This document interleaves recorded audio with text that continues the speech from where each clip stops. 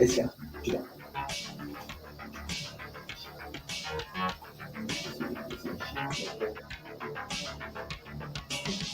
I'll fix the camera. Go. And good morning.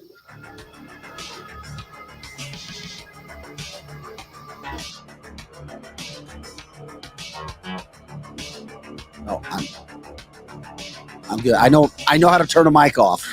I know how to mute, unmute. I've been doing it for 5 weeks. Are we good now, Scott? Yeah, I thought that was me. It was the microphone, wasn't it? No. On your channel? No. Mine was all good. All right. Not over here. Have not touched anything. All right. As we say good morning. Hopefully we're good. That was rough, but we're here. All right, now we start. Good morning, everybody. Technical issues taken care of. Ready to rock and roll on a Tuesday morning. 7:11's our time. It is January 3rd. I'm Vic Faust with Tabitha Hassel. Eric Johnson on his way. Scotty Gherkin running our technical side this morning. Packed show as always. That's what we do. We are rocking and rolling. Glad that everybody's here. Share the show as always. CancelThisShow.com. CancelThisShow.com. Thanks again for everybody that's watching, sharing. The numbers continue to go up. We're grateful for that. If you go to canceltheshow.com, you'll check into all of our sites. You'll check into all our platforms. Obviously, we're a live 3-hour show. But at the same point in time, we're a podcast. We're saving that original content for you on all the platforms. Too many to say. Lots going on there. Okay, coming up at 8 o'clock, we've got Andy Polacek. What exactly is Andy telling us today, Tabitha? Andy primarily wants to talk to us about the ballot initiative. He's going to share the manual to that. We're going to talk to him about this, and that's Andy Polacek. Ballot initiative for what? For upcoming elections. The ballot. Andy is all about the votes. He can break down everything for us when it comes to ghost registrations. He can explain all of the different ways people can cheat, or folks at the polling places can What about cheat. the way people have been cheating? Exactly. Yeah. Have absolutely. they caught this? Yes. Yeah. Oh, yeah. He can go over. And is this around the country too, or just in Missouri? Well, the same things they use here in Missouri is what they can use in any polling location. All right. Look forward to that. Absolutely. And Andy Polacek, he's the VP of Freedom Principal, Missouri Canvasser, and Cause of America Volunteer Works. Dude, what? That's the longest title I've ever heard. I know, but he's got so much going on. He's the what? Let's just say he's with Missouri Canvas. Will that make it easier? Oh my gosh. I was like, that is what, 5, 6, 7, 8. He's a busy guy. We gotta shorten that title for Andy so people know everything that he does. That's coming up at 8. Coming up in about 10 minutes, or just about under 10 minutes. We're going to talk with Dr. Anthony Collucci. He is the Detroit Red Wings team doctor. Back in the early 2000s, I think it was like 2006. He saved Yuri Fisher's life, a Detroit Red Wing, whose heart stopped from cardiac arrest on the ice during a game. He is now in charge of the NHL's protocol when something happens with cardiac arrest. Why do we bring that up? Why do we bring him on the show this morning? Well, with what happened last night with a Buffalo Bills player who is now listed in critical condition in the hospital, had a normal tackle. I mean, it was a routine tackle. Heart stopped. Had CPR administered for just under 10 minutes on a football field. Most people know it's the biggest story in America right now today. Number one, his condition. Number two, what happens after that. So Dr. Collucci is joining us to talk about what it's like to deal with a player, because he dealt with it. He saved a professional player's life when they went into cardiac arrest last night. Last night, this issue got so bad, we still don't know what the health of this football player is right now. We're still what kind of condition he's in? Well, they tell us he's in critical condition, but the problem that we have right now with that is we really don't know. I mean, there's all kinds of rumors going that maybe it's worse than critical. Maybe he's not able to do things for himself. Well, I've heard that he was Damar on a ventilator. Yeah. And that's not unusual with what happened. But what I think is very positive is that they had started CPR immediately. So hopefully that means any brain damage was very minimal because they were getting oxygen into him. They were pumping his heart for him. So hopefully the damage is very minimal. A lot of times they put people on a ventilator just as a precaution after something like this. I think the outlook seems good, but of course, I'm not his doctor. A 24-year-old Damar Hamlin went to Pittsburgh. He played all season, super healthy. We'll wait and see what goes on. I know there were people, was he vaccinated? Yeah, he's been vaccinated multiple times, but that didn't seem like No. it had anything to do with this. I don't think so either. There's some conditions. We'll talk to a doctor about who actually knows what's going on. Dr. Collucci, a friend of mine from my time in Detroit, grateful to have him on. He'll be joining us in about 5 minutes or so that we'll have a chance to talk with him about what happened, what can happen. We take a lot of things for granted in life, that's for sure. And it's interesting because in the past, the NFL has dealt with a lot of concussion protocol and CTE issues. And this is one of those things that had nothing to do with the severity of a hit. It had nothing to do with a head injury or blunt force trauma to the head. But sometimes you can just be hit in the wrong spot at the wrong time. And based on everything I heard, it sounded like it was the timing. And if you understand how the heart rhythm works and the electricity of the heart, and if they talk about this R on T phenomena, basically what that means is your heart is in the middle of the QRS complex. Mm-hmm. And if you're hit sometimes right at that very spot, you'll have the R on T, which means the R wave comes right up over the T wave. And that doesn't always mean you're going to go into ventricular fibrillation, but sometimes it does. Well, it's interesting too, because baseball actually makes a protector for kids and athletes who are in high school, even professional players. It's almost a shield that you can wear over your chest. Right. Because if a ball hits your chest during one of those low points of the quote heartbeat, right, it can do the same thing to you. Absolutely. Anything that disturbs that heart rhythm, the electricity, correct. Yeah, so anything that could hit it, and it doesn't even, at least what I've been told, it doesn't have to be some incredible force incident. So we're going to talk with Dr. Collucci here in just a couple minutes. Can't wait. About what's going on. Lots of unexplained when it comes to that. But before people start going into, it's vaccine and everything else, we got to wait to find out what is going on with the information. It is also interesting too, because it's the first, number one, and the NFL is the number one sport in America by far. When you look at any sort of ratings on television, money spent, when it becomes number one, it becomes a massive story. And for the first time, a game just stopped. Yeah. It just stopped. And it just goes to show what's important in life. And not only did a game just stop, it was one of the most meaningful games of the season because of what it could mean going on. And we know the NFL is all about business. Not excited last night when I saw the NFL try to play a game after a guy was unconscious for 9 minutes, not breathing. A different game. No, they tried to continue the game. Oh, this game. Oh, I'm surprised by that. The NFL tried to continue the game. Yeah. They tried to continue the game, and the Bills players were like, F this. Yeah. They said, you got 5 minutes to play, warm up. And they're like, BS. The Bengals coach walked across the field because he could tell something was going on. Yeah. And they decided not to play, which was a good thing. Well, it was great to see them all out there in prayer together, to be on one knee for prayer instead of fighting our flag, fighting America. Well, everybody, when one of those incidents happens. So we're going to talk about that. We got Andy Polacek coming up in the 8 o'clock hour. The Republicans voting for, or at least making it official today, who the House Speaker is going to be. It's going to be McCarthy. Well, they have no choice. Yeah. I mean, they were there's no choice. They were put into an issue. We'll see. We'll see where Eric's thoughts are from that standpoint. Also, former President Trump making headlines saying the midterms were not his fault. They were because pro-lifers got what they wanted before the election and they didn't vote. We'll see what people think about that. Also, Eric, I got something for you today that's going to make you excited when it comes to actual school systems.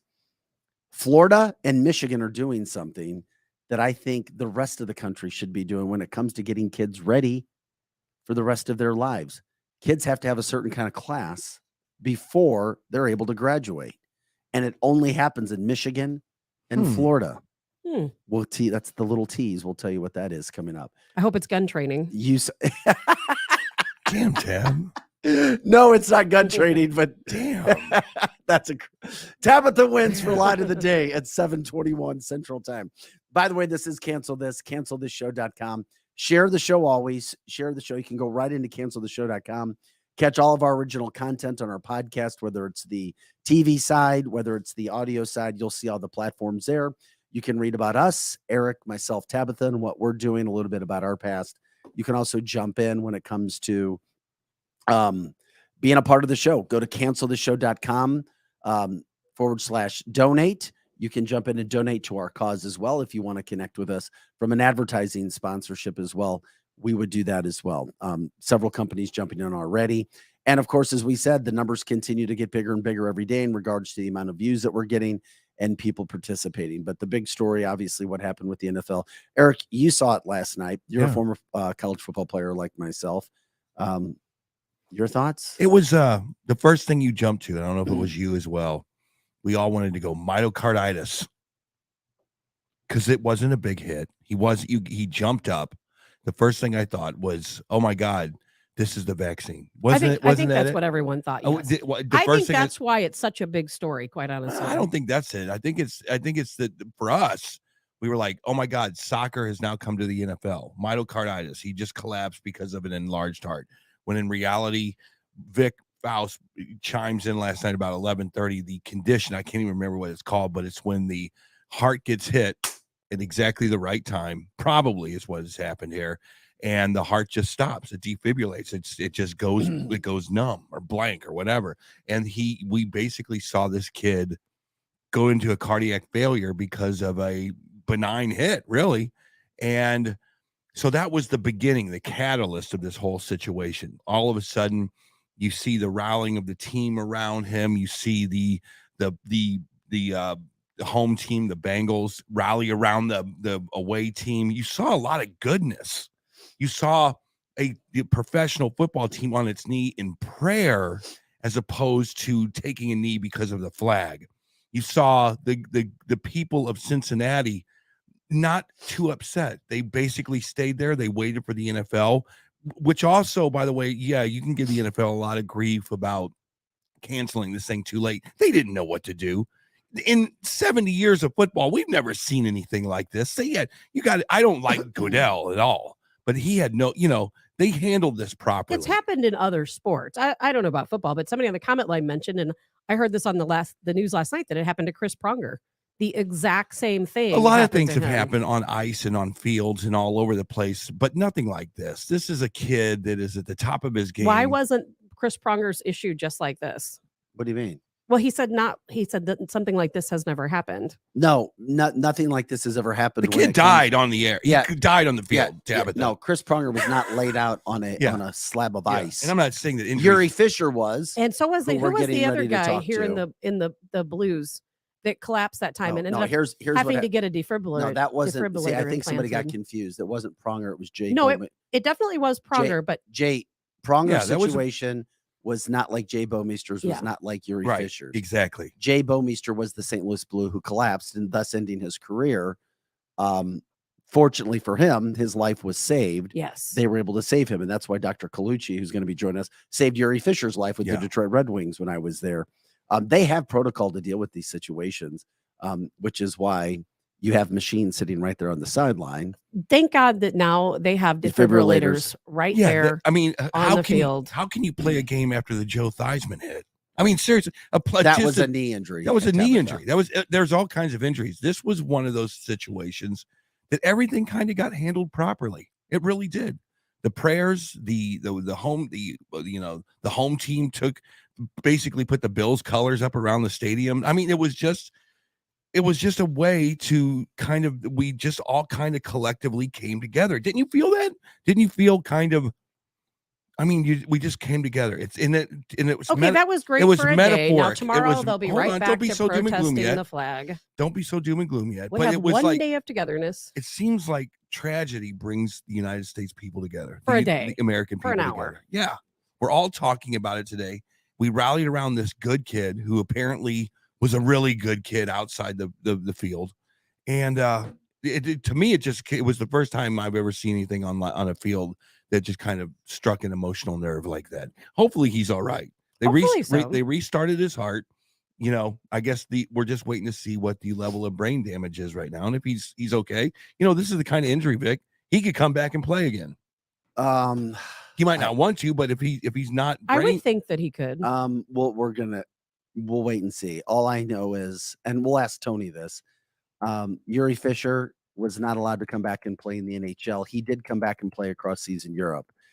Jay Bomeister never played again, but he got an implant. And well, it all depends on the kind of damage that you have to an heart. Yeah, and there's also insurance factors that the league has in regards to. I mean, I'm not even thinking about this guy playing. I'm hoping that he's okay. He's still listed in critical condition. When it comes to the issue, when it, you know, I feel so bad for him, his family, because you never know what's going to happen. Yeah.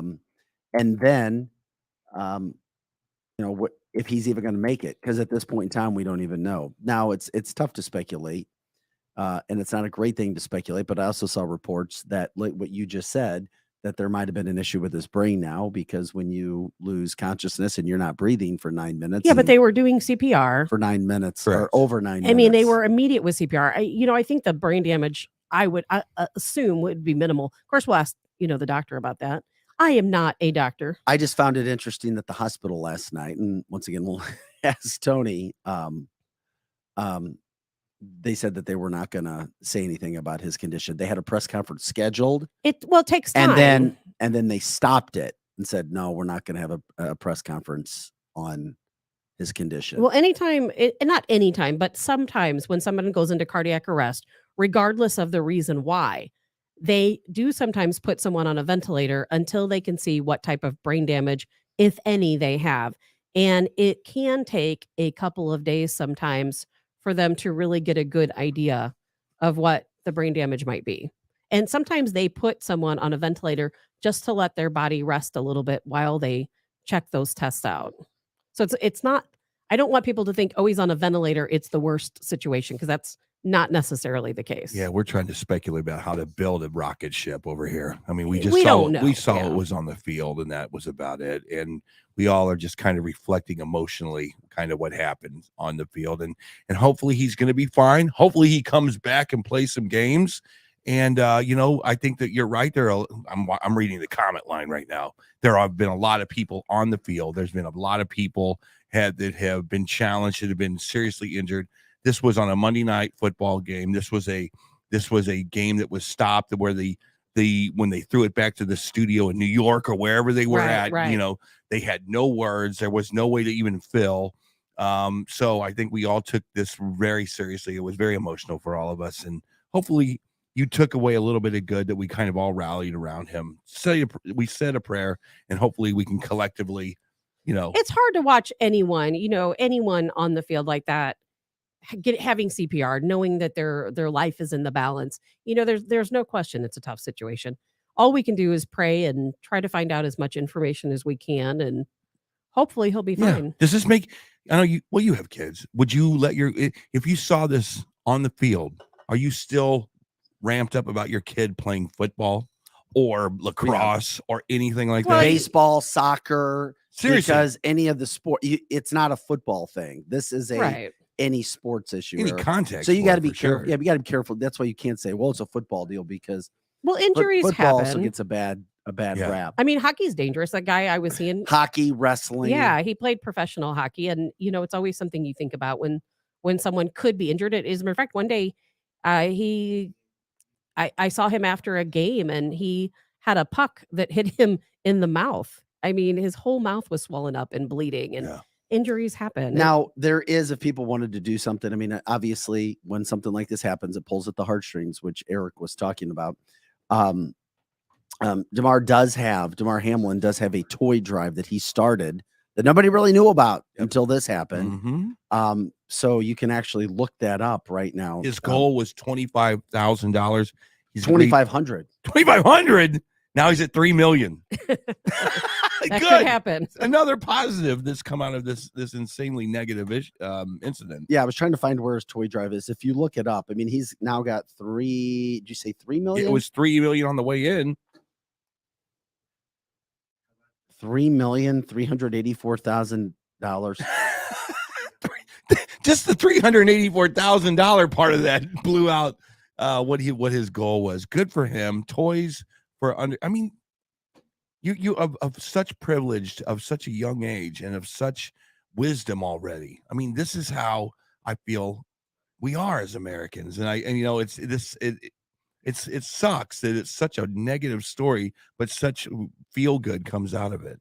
It's interesting. A guy who I follow on Twitter said they had a sports reporter said that that his vitals are back to normal, and they put him to sleep to put a breathing tube down his throat. They're currently running tests.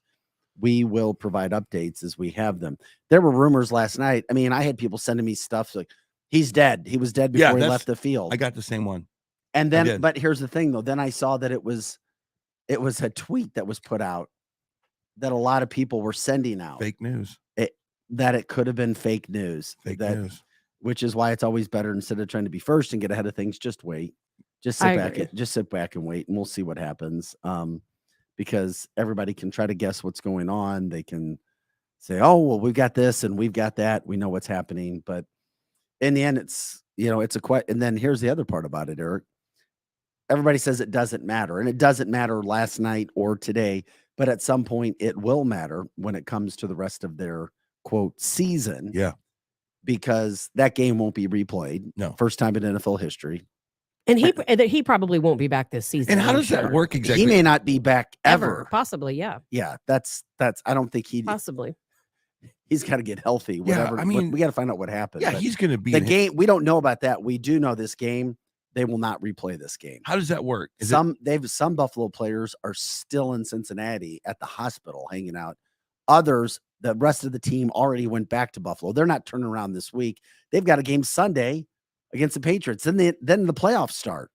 So if you're the NFL, and I know it's not a big thing in the grand scheme of things, but what they'll probably do is, issue ties, or the game didn't count and you just move on. So a tie is just a half of a point. I mean, where it is where it is. Does it affect Cincinnati's? I don't know. Cincinnati the was a game behind Buffalo. Buffalo was a game behind the Chiefs. They were all battling for 1, 2, and 3 in the playoffs. And guess what?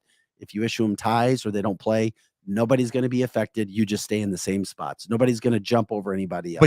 But then that also, I guess, circumvents Cincinnati having a chance to go ahead. And it also circumvents Buffalo having a chance to go ahead of Kansas City. Wow. But life is life, man. I guess you're right, but that is big. But as long as this guy's life is saved, then I think everybody understands that the greater good happened. With everything that happened with that whole situation. That is big time. Okay. I don't know what we're going to have to take we will definitely have to tune into ESPN this week to find out what's going on with the standings. But man, that is big time, letting Buffalo off the hook, I guess, because Cincinnati could have come back and said, we want to play this game. We really do. No, they won't. I know. I didn't say they would. I'm just saying they would have the opportunity to say, we would like to have an opportunity to jump ahead of Buffalo. That's what I'm saying. But in the grand scheme of things, that's why this is easy for the NFL to just say this game's not happening. Wow. Because there's not time and you just go right into the playoffs. It's going to happen. It just ends last night. The game's not replayed. Stats stay as they are. Okay. and you move on. By the way, we are cancelthisshow.com. Thank you for continuing to share the show with whoever you can. It's interesting because we think that when we do share the shows, that they should be shown to a whole lot more people. So you have to do it yourselves. I think there's algorithms in some platforms, and we won't say names, that stops the show from being there is shared. No doubt. In some capacity. There's no doubt. Google. But we don't need to say any names. But we do think that things are happening. And thank you for sharing the show. It's important that does happen. And by the way, we're working with to get Tony in, Dr. Collucci, the Redwings team doctor. We'll do that. If we can't do that, we'll move on and have him on at another time. We do have Andy Polacek coming up with Missouri Canvas at 8:00. Your stories as well as you jump in. And as we wait for him to come in, on a different note, I thought this might be a good time to bring it up, Eric. Michigan and Florida are now making it 100% mandatory for kids to graduate from high school.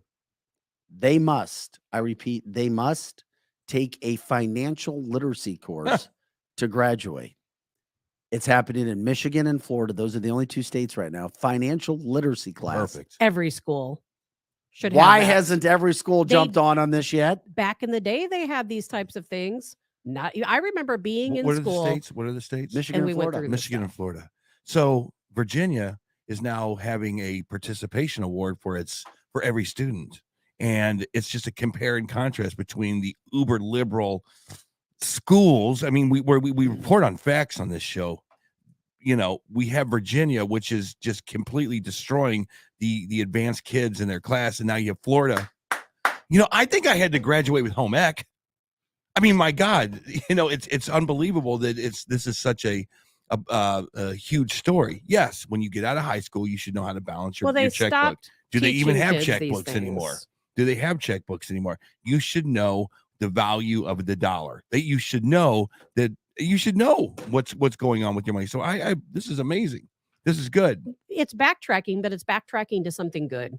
Like you said, Eric, when we were in school, I had a home ec class. Yeah. They taught us to cook, Yeah. to sew. We had a class that taught us how to balance our checkbook.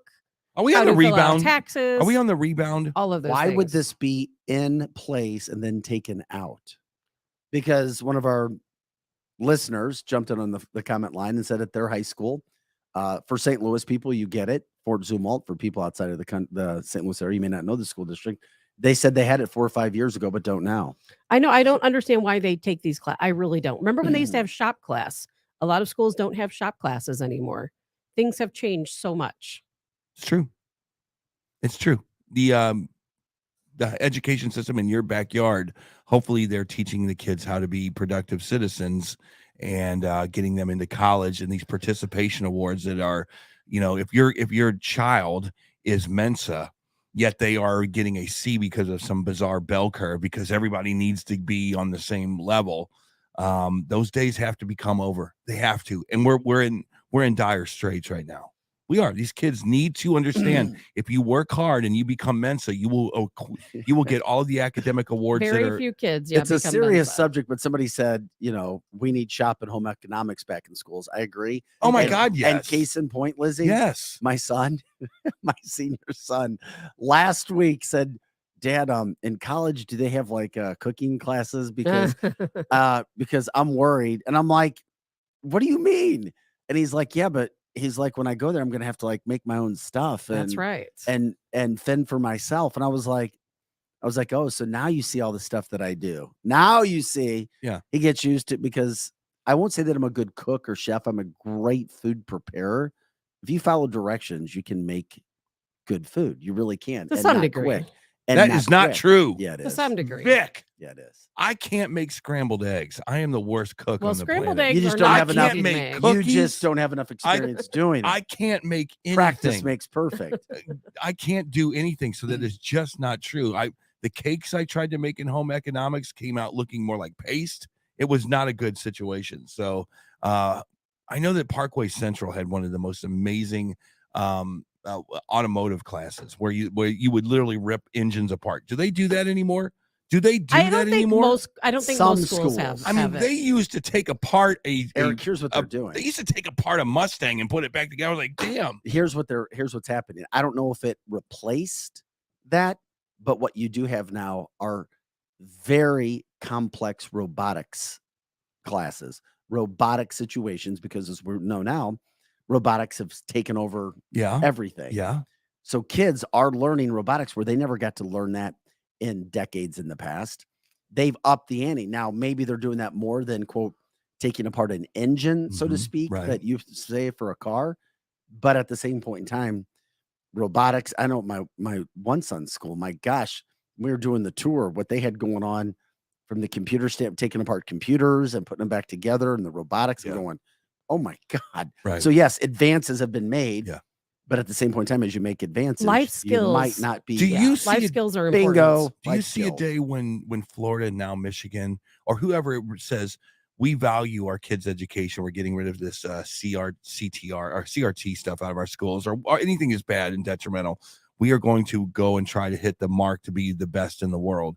Do you see a day when there are states that are literally amazing in education, and there are states that just have fallen so far behind? Illinois, Virginia. I mean, do you see that happening, or is it something where everybody will finally get on the boat? And schools are very different. The schools in St. Louis City are very different than the schools in St. Louis County. It all comes down to funding, because if you can't get proper funding, then you can't get good teachers or enough Don't you think teachers. it's proper ideology? What do you mean by ideology? Do you know what the word ideology means? Yeah, but how are you relating it to schools? Okay. So I'm saying that if you have a school board that basically wants to say, if you say it out loud, our goal, here's our mission statement, we're going to pass it out to all the parents.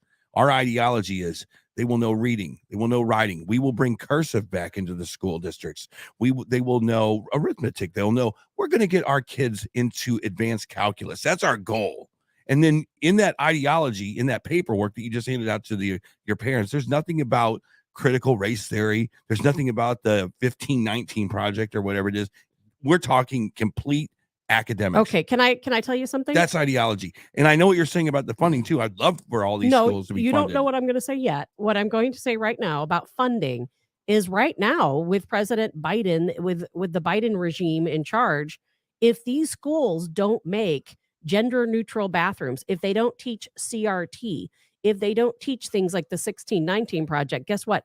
They don't get Title IX funding. That is a law right now. That's legislation that has passed. If you don't allow boys in the girls' locker room, in the girls' bathroom, guess what? You don't get your Title IX funding.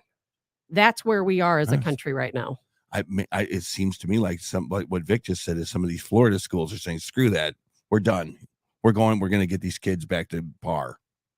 Well, it's not. It's Florida and Michigan just offering, or not offering, but telling you you're going to take a financial literacy class. That's voted on by school board members at the state level. That's where that happens. But doesn't it start there? Yeah, that's where everything starts. Yeah. DESE is that group in the state of Missouri where that's where everything is voted upon what the education is going to be for the kids that are going through. Yeah. Good story. I mean, seriously, it's like we're in. That's one of those stories. It's like time will tell, kind of a thing. It's very important, because we have to start teaching our kids life skills. Children have. I don't personally have a checkbook. I don't write checks, but I know a lot of people do. We have to be able to teach children how to write a check, how to balance a checkbook, how to manage their finances, how to budget, how to cook the most basic foods, how to do the most basic repairs on their vehicle, like change a tire, change a battery. And there are so many kids out there who have no idea how to do any of these things. And they've become so reliant on having to hire someone to do it. I don't know. I don't have the answer as to why we stopped teaching these things in school. I would love to know. Because it's nefarious. There's something probably nefarious. Because Robert from our chat line says that robotics is government funded. What does that mean? It's the computer science. Is that an issue? Is it? Yeah, I mean, it's fine. And Lindsay says you got to get rid of DESE. We absolutely have to get rid of DESE. Drew says, who uses checks today? There are people who use checks. Business owners, I use checks. Checks are important still. Yeah. Yeah, we have Jay says we have a small school district and low pay halfway through the year. No pre-teacher, no PE teacher, no 8th grade math teacher. What? The kids are doing online class for math? This is happening all across. It's happening right here in the Wentzville School District. It's happening all across the country. We have a shortage of teachers, a shortage of staff in schools, shortage of security in schools. We have a lack of funding in schools. Teachers have to go out and buy their own supplies these days. Everything in the school system is a complete disaster. Lizzie with another quote of the day: robotics can't make an omelet. That's right. Yes, they can. But I was going to say, yes, they can, Lizzie. They can do anything. Our robots can build houses now. 3D printing can build a house. All you got to do is program what you want, put the slab find the slab that you want to put it on, and boom, the robot just built your house. There That are is machines true. that make omelets. I have one at home. Are you kidding? You are going, you are literally not a going to robot. walk into a McDonald's anywhere in the United States in the next 20 years. There won't be anybody working there. That's already happening, Eric. You will go to It's already happening. You will go to the nice little sign outside. You will push in your order, pop. You will drive around, but before you get to the other side, a robot will have made your quarter pounder with cheese. It's already happening. There are already McDonald's out there and other fast food restaurants that have one employee and everything's automated. Well, before we totally run out of time for the first break, we talked about having Dr. Tony Collucci on. He is the Red Wings team doctor. He is also in charge of the NHL protocol right now when it comes to incidents that happened with Damar Hamlin on the field last night. Dr. Collucci, as we welcome him in this morning. For those watching on our platforms for the live TV version, we don't have a picture, but we'll hear. He's opted out of video. Oh, I will have to get He's on. still in bed. I will. No, that was the difficulty we had. He is a getting him on. good man. He is a friend of mine from Michigan. He is also in charge of the NHL protocol, and I believe I'm trying to remember. I think it was 2006. But he saved Yuri Fisher's life on the ice. Yuri collapsed in an NHL game and helped save his life. I reached out to Doctor to talk about what happened last night with Damar. Tony, thank you for taking time to join us this morning, my friend. I thought you understood what a video link meant, so I didn't mean to put you in a bad spot. No, not at all. Thank you. Hey, Doc, you saw what happened last night. You've been trying to jump in on what you could guess what happened because we're not getting updates. Your thoughts on what happened and what could have happened to Damar? Well, just from the incident that I saw, I mean, looks like, he took a blunt trauma to the chest from what I saw. And, he stood up almost immediately and then collapsed. And there's a thing called commotio cordis. That is a disturbance in the cardiac electrical activity and can put him into ventricular fibrillation or terminal rhythm, VTAC, VFib, and then which doesn't allow perfusion to the brain, and then it collapses, and then it needs immediate resuscitation. It appears that that's what happened from what I'm seeing and reading, that he had sustained cardiac activity prior to getting in the ambulance and leaving the building or the stadium. So that's good news. One of the questions I always had when I had a chance to watch. They don't play the video. They don't want it. It's kind of a little bit morbid, but I did have a chance to see what happened. The video isn't. No, the video is everywhere. I sent Yeah. Scott some video of it. We may show it again. It's fine. Yeah. What I saw, it looked like he made the tackle. At what point does that happen? Does that happen instantaneously, and all of a sudden the human body just is trying to figure out what's going on? It looked like he went into a seizure. What does that do to the human body when the heart stops that suddenly? Well, the lack of perfusion to the brain puts you into a convulsion, and similar to what happened to Yuri Fisher. I mean, the early reports were that he had a seizure on the bench, but it basically lack of oxygenation and perfusion to the brain puts you into a convulsion. And it appears the same, but the original incident or ailment was going to be cardiac related.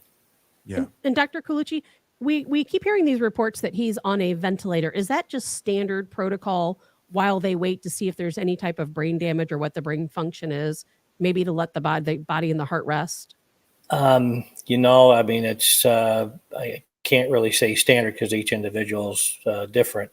And, Yuri, with Yuri Fisher's incident, he had, we used the AED CPR and he didn't require any intubation either. He was sitting up and awake going to the hospital and didn't require any intubation. So is it a standard of care? Well, if you're worried about, the patient's ability to protect their airway, the ability to do their own breathing, and like you alluded to, again, assessing whatever ultimate results are of brain activity. So I don't know if they have them, post cardiac arrest, if they're doing a cooling, which is putting a person in a hypothermic situation to protect the brain during this post cardiac arrest event. That's kind of a procedure and protocol that we follow in emergency medicine. So I don't know if that happened. I think we all have limited available resources and information about what happened post arrest. He is labeled in critical condition. Why isn't he in stable condition? If his heart's working, he's got air. Is it because of what's maybe going on in his brain right now? What do you think the reason is for being in critical condition? Well, that in my experience, that somebody who's on a ventilator or intubated and post cardiac arrest, they're always the next 48 hours. It's a pretty significant event, as we all know.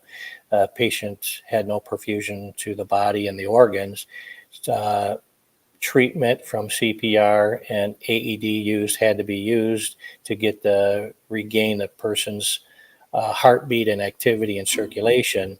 So anywhere from 48 to 72 hours, especially here that he's on a ventilator, we don't know which way it's going to go. I mean, again, he just had a major, significant, life-ending event. Mm-hmm. And here we are watching to see what's going to happen in the next 48 to 72 hours. So that would definitely be considered, in critical condition, but, kind of waiting to see which way he turns. And again, Fish, when that all happened, we labeled him the same thing, even though he went, because we didn't know what was going to happen next, and why did it happen in the first place. So he was going to be considered critical. We're talking with Dr. Anthony Collucci, Dr. Tony Collucci. I mean, just dumbing down his big, long title. He's a Red Wings, Detroit Red Wings team doctor. He's also in charge of NHL protocol for events like this on the ice when those sorts of things can happen. I'm curious, is it typical protocol, Tony, that we don't get an update? Because I saw last night where the hospital was going to make an update. Then, no, we're not going to have an update. We're not going to put anything out in the media yet. I would say it's too early, especially given the prayers are out for Damar and what's going on with him and his family. I think to get everything organized, and we didn't do it either. I mean, I think there was some, I've had some amongst with yourself. I had other friends that were in the media calling me the night that it happened. I said, I can't say anything.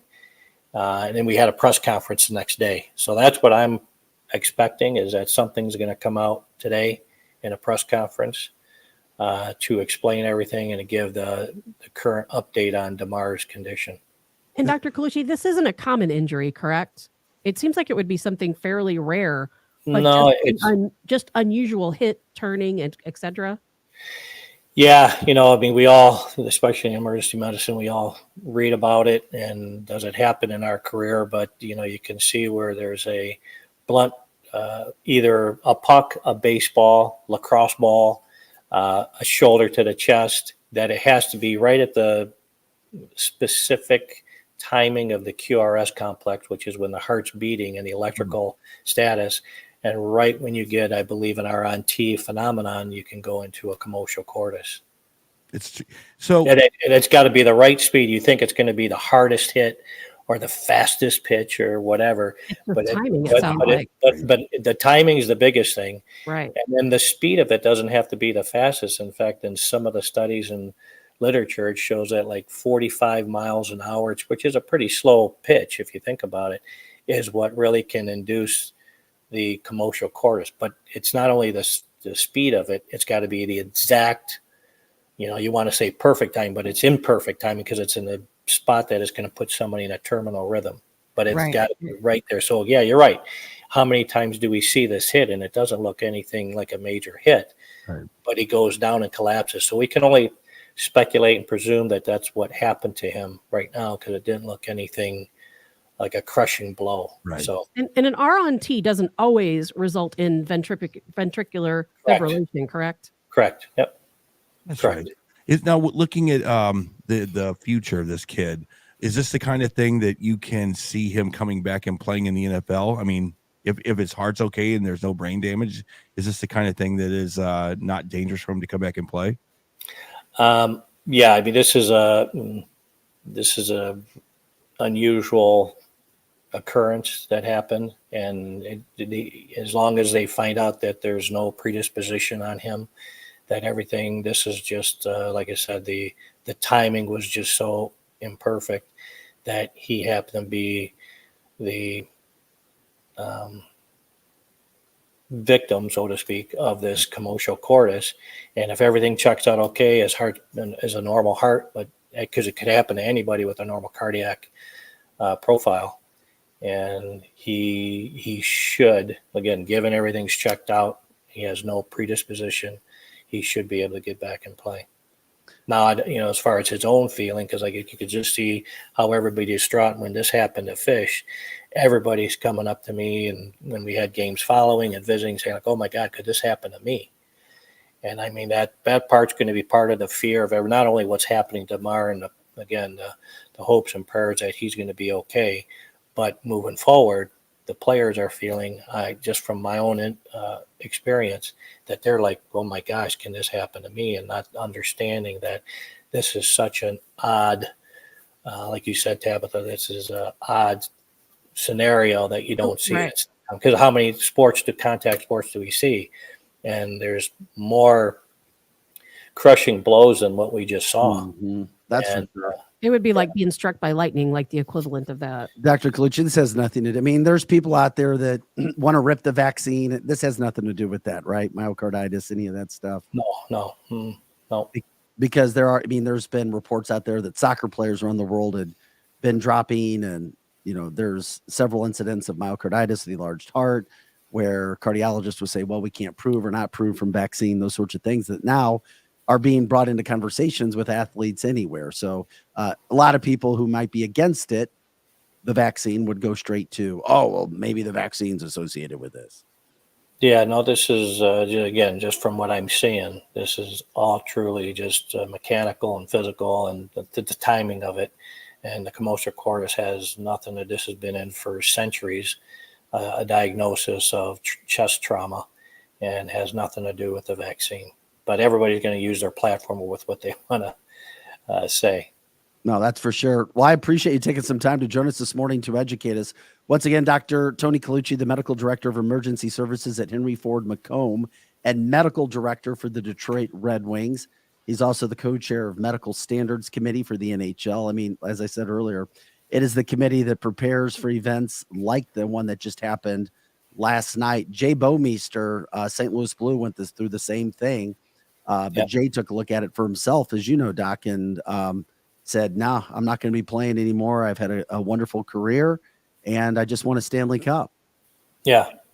So that, like I said, those things that, the EAP, Emergency Action Plan, I'm sure the NFL's got theirs, the NHL, we've developed ours. And since Fish went down, we developed this EAP throughout the league. And from Peverly to Bouwmeester, I mean, I think we have things in place. We're always, every year we go through it to make sure checks and balances, to make sure we're perfecting it so that nothing bad and there's no negative outcome if an event does happen in somebody's arena. Heck, I didn't even know a serious event happened to Chris Pronger. I was educated to that today. Chris. Yeah. Oh, yeah. It happened in Joe Louis, actually. Joe Louis Arena. Wow. Yeah. I didn't know that. Yeah. Same thing with Chris. I was. He took a puck to the chest and collapsed. And I think maybe when he landed, he kind of cardioverted back to his normal rhythm. But that's what's presumed that, again, you can't find this in real time because you don't have a recording what exactly rhythm he went into. But that's the background of Pronger's story, that when he collapsed at Joe Louis. Hey, as we let you go this morning, is it all right if I tell my co-host and my friends the celebrity who you saved because he talked about it so publicly? Sure. All right. He did. One Eminem is walking around healthy today because of Dr. Tony Collucci. What? Yeah, he even had. Do you know what song it was that he wrote about you or rapped about No, you? I tell him that, but he didn't rap about me. Oh, okay. I need a doctor. It wasn't about me. Okay. All right.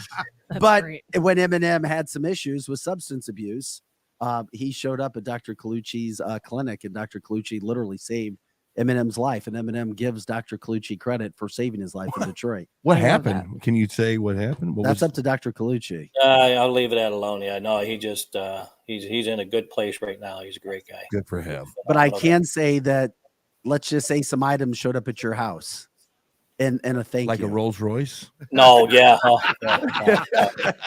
we have a really good relationship. He's a great guy, super guy. I love You to know, hear he got, that. he got through a dark spot, and he's very good guy. Well, we cover a Excellent. lot of things on this show. We appreciate it. Tony, you're awesome. You've always been there for me. We appreciate it. Thanks for jumping in this morning, and we'll catch up, okay? Okay, thank you guys. Thank All right. you. Dr. Tony Collucci, just an awesome doc, awesome, great guy. He also taught my now senior in high school how to play chess in Detroit a long, long time ago. Really? Yeah. Man, we're just such a wild show already this morning. Yeah, I Kinda know. crazy. And him saving Eminem's You're life telling me. is I'm legit. sweating over here. You've been working very hard back there, Scotty. to No, make I that think it's interview fair. happen. I think it's fair. I can say this. Cancel this hot yoga. A massive television showed up at Dr. Tony Collucci's house, courtesy of Eminem. Yeah. Oh, that's so nice. After Dr. Collucci saved his life. That's nice. And I'm glad to hear that Eminem is doing well. Yeah. And something I hope we can later on in the show or another day touch base on. We've had so many comments about the vaccine and this injury and how it may or may not relate. I hope at some point we can come back and touch base on that. Well, we would after this, but we got such a packed show. Yes, we do. Andy Polacek with Missouri Canvas coming up. You won't want to miss this interview either. If you've ever had any questions as to what happens with voting, is it legit? Is it not? What's happening throughout Missouri? And the same practices that are going on in Missouri would apply all over the country. So we know we have listeners internationally. We know that right now the information we're going to get could apply to you as well in your state. All right, we're going to take a quick break. We'll come right back. It'll be a quick one. We'll jump in with Andy Polacek after this. It's Cancel This. Go to cancelthisshow.com for all of our original content. And please share the show if you like what we're doing. We'll be back right after this. For Scott Gherkin, who is rocking and rolling on the boards, Eric Johnson, Tabitha Hassel, and Vic Faust. Back with more right after this.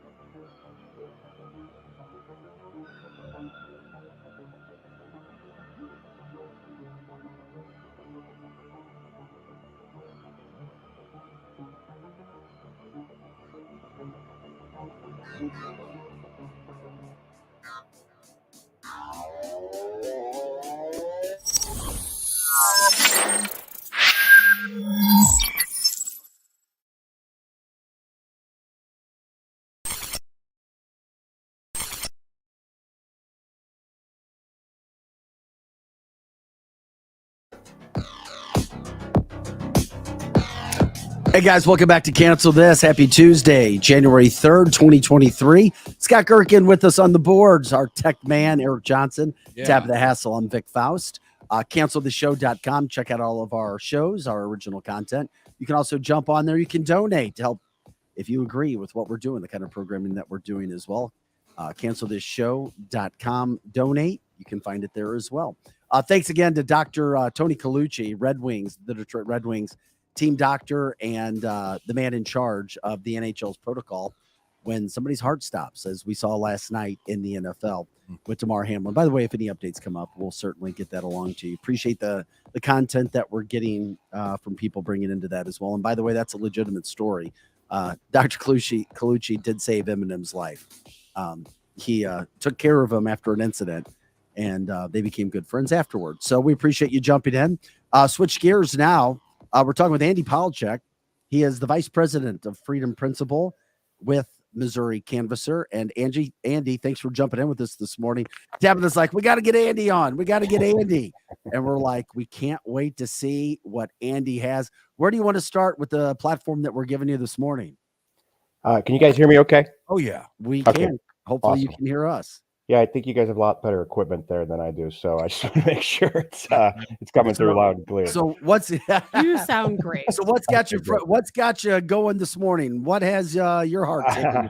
well, you know, the more you learn, the more angrier you get. So it kind of just, makes you not sleep so well. And I think a big mistake that Tabitha, and I'm guessing that most of you guys are aware of as well, is that folks make here in our red state of Missouri is that all of our Republicans are on our side. Right. That is not true. Just blatantly not true. It took me 1 year being involved in politics That's such a massive statement, Andy. It is a massive politics in statement. It's a general. massive statement. And I think what you see in the national level is also true here in the state level. And if I wanted to control things as a oligarch or whatever word you want to put me, would it not make sense to control at the local level as well, outside of just the national level? And would it not make sense to control the city councils of, say, I don't know, St. Charles or other city councils or Kirkwood, where I grew up, so you can build, big houses and tear down the little ones we used to live in. And so, all this is interconnected. But what I wanted to talk to you guys about more than anything today, which I think is the most important, is something about our elections here in Missouri. Because let's presume nothing I said is true, right? If we have our elections where there's a high degree of confidence in them, which we know by polls there is not a high degree of confidence in our elections, then what I'm saying can be more easily refuted, right? And so obviously there's been a lot of concerns with machines. I fundamentally believe, Cause of America fundamentally believes, that is Mike Lindell's organization. I'm not going to speak for Missouri Canvassers, though I believe they agree. Freedom Principles agrees that the machines are effectively rigging votes, right? In Missouri, it's a little bit different, right? We know we're a red state. We know the Republicans are going to win in most areas. So if I get the people I want in the primaries in, then I have a different, outcome. Let's say I have more control over the outcome, right? And I think there's different layers of this. There's people that are controlling it. There's people that know what's going on, or kind of funneling some of the money and kind of controlling what happens with the voting machines. And then I think there are people that are kind of, you could call them useful idiots, right? They kind of are just, money makes people do certain things. I think some of you all got hit by issues with money in the past, right? And who was kind of loyal to who. To get back to the point, so the 2020 election got me involved in election issues in Missouri. It got me involved with Missouri Canvassers. We went out there and we basically canvassed in 10 different counties and came back with some really scary results. There's about a 25% error rate in terms of phantom voters, ghost voters, people didn't even exist, people out of state, all kinds of issues like that. St. Charles County had a lot of issues.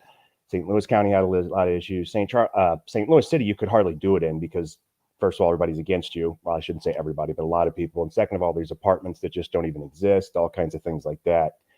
So Mike Lindell formed Cause of America, and Linda Rance, who is effectively the organizer and for both Cause of America and Missouri Canvassers, after seeing all this stuff, after trying to fight in the legislature, after getting a bill passed that helps, but also has some problems in it with absentee voting and things like that. And it almost seems like they wanted to give you a carrot, but didn't want to give you what you really wanted.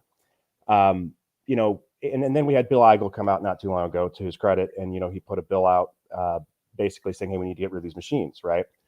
A lot of us don't believe, and Bill, I'm glad Bill did that. Bill is probably one of the politicians I have the most loyalty to in the state of Missouri right now. I think I'm supporting his governor race, so on and so forth. But the problem is you're going to have a lot of people that are going to kill that bill. They're probably going to not even let it get out of committee. You have the clerks, and that's another issue, who believe these machines are great. I don't know that they're so much corrupted as they are influenced by the machine companies who pay for their conference and, you know, wine and dine them in Springfield and do all these other things that's called training. But what Linda realized is the way Missouri is set up is, and I'm going to be candid, I have some concerns with John Ashcroft, but he is right saying he doesn't have the control in Missouri over how voting is done. The local county clerks and the Board of Elections do.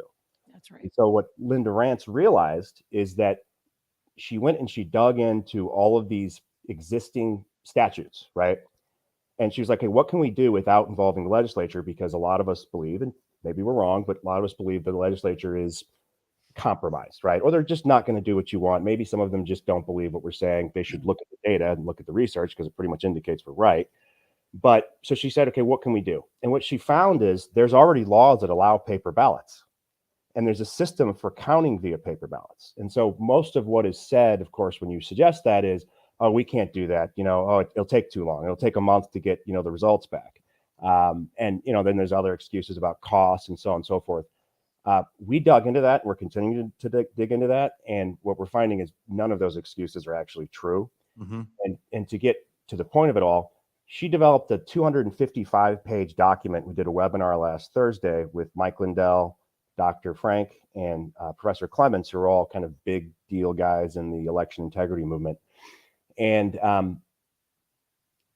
basically what we presented is that we, based on her research, based on what into the book, based on kind of trial runs we've done, and looking at kind of the three different types of counties there are in Missouri. There's a class 1, class 2, class 3 counties, generally based on population, but doesn't always break down like that, because Cape Girardeau, for example, is a class 1 county. So it's looped in with kind of, you know, St. Louis County and St. Charles County, which doesn't exactly fit. But we found that it's completely possible to do paper ballots.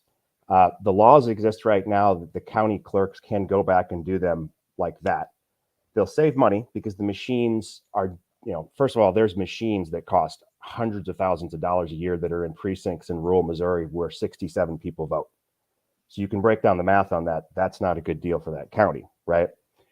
And so on the webinar, what we kind of proved out is there is a system that can be done like this. The clerks can take it on themselves. It is, you know, obviously there's going to be training involved, but because of the cost of the machines and everything to support the machines and the errors in the machines is so high, the paper ballots are a cheaper solution and they're a better solution. Yes. And what we had come out of that is Mike Lindell is actually very excited about the situation. He may be coming to Missouri next Thursday. We may be going to the Capitol. We're kind of seeing what happens at this point, and having some high-level discussions on trying to see if we can get support for this, which kind of shows people's hands in our view. But what we're trying to do right now is evangelize people in the more rural counties, because that's where this is going to start, or it's going to be the easiest to get going, to form groups, educate themselves. If there's holes in the process, fine, let us know. We want to hear about that. We'll fix those. We'll work with people to fix those. And then effectively, once there's large enough groups, to go to the county clerks and say, why don't you do this? You know, this will give people confidence in the elections again. And doing this will, you know, and again, let's say we're 100% wrong. The problem with, you know, the analogy that Linda Rance gives with all this is the problem with the machines is because of the proprietary code, because of the way it's all structured, we can't ever get in there and see what's actually going on. That's a big problem. That's pretty much the equivalent of the analogy she gives is you go to the grocery store. We all know the prices have gotten ridiculously high. You get, you know, your total, but how do you know you weren't mischarged for something along the way? How do you know you didn't get the sale price? If they just give you the final number, you don't know what happened, you know, and you really don't have to have that much knowledge about code to understand that you can program something to do anything you want, you know? And so So that's kind of my highest level thing I want to talk about. I just talked a lot, and I know you guys. And Andy, shut up. Andy, can you explain to everyone what the election would look like with paper ballots? Sorry.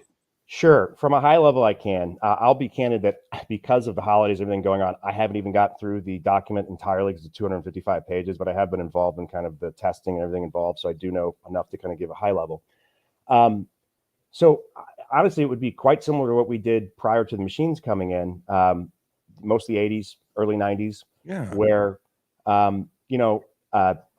people fill out their paper ballot, they put it in a box. You can actually count, some of those fears about not being able to get the results out that evening, which obviously they're not doing a very good job with the machines these days. Yeah, no, completely agreed. And also look at what's happening in Arizona. It's taken three days a week. Clearly they're just extending it so they can rig it, right? So, basically, then a Democrat and Republican is the way it works in Missouri. Is the two major parties based on the last election get to be the ones that are the judges, which is going to be Democrat and Republican for a long time. You have to have one on both sides, right? So they take the ballots out and they have kind of a checklist that runs down with numbers. So it's organized in batch processing. And then you just dab based on what you see. One person reads out the vote while the other one dabs. Yeah. And so generally it's like a 4-person process, although 2 people can do it. And you have the Democrat and Republicans there sitting there watching, making sure nobody's cheating. And then you run down the line, and at the end, you aggregate all the batches. You keep all this in paper, right? So if there's ever an issue, nothing can be changed. Now, of course, there is other opportunity for fraud, but it's reduced materially compared to what it is with the machines. And then at the end, you take these batch processes and you add them all up. And you can do this. I believe I could be wrong, but it's in the book, which I'll share with you guys at some point here, whenever you want. I believe an hour after the election starts, I think it's once every hour, you can actually start counting. So you can actually do the counting as the ballots are coming in. And so that way we believe in most places you'll be able to get the results that night. It may be late, right? But the idea there is you'll be able to, have those results. And then, a question came up at the webinar, well, how are you going to get the results to a central location? And I think it was Dr. Frank said, well, you use a telephone. Yeah. Right. Exactly. And, if there's a problem, we have it, it's all in paper. You can go back to it, Absolutely. It's just it's so sad that, 50% of Americans, or maybe 100% of Americans, who knows, they just don't trust the voting system. I'm telling you when I started to really freak out about this is when COVID happened and our government, its infinite wisdom said, oh no, it's fine. We'll mail you a ballot and then you can drive it to a undisclosed location and put it in a box. I was like, oh my God, that is how shady is that? And it was like our government officials who have been clamoring about democracy for the last 4 weeks for this election can't see, man, that's a major problem. And to me, what you said is dead on accurate. You get your lazy ass up on a Tuesday morning, you drive to your polling station, you show them your ID, and you say, I'm going to vote. Here's the paper ballot, like a number 2 pencil, like when we were back in high school, Vic. Yep. And then you basically slip it through the machine and it registers your vote. You walk on and everybody trusts the vote. What the hell is the problem with that? know. I agree with you, Eric, and I like what Andy says, but Andy, I'm just going to be the devil's advocate over here. Yeah, go ahead. What do you really think the chances of this happening in St. Louis County are?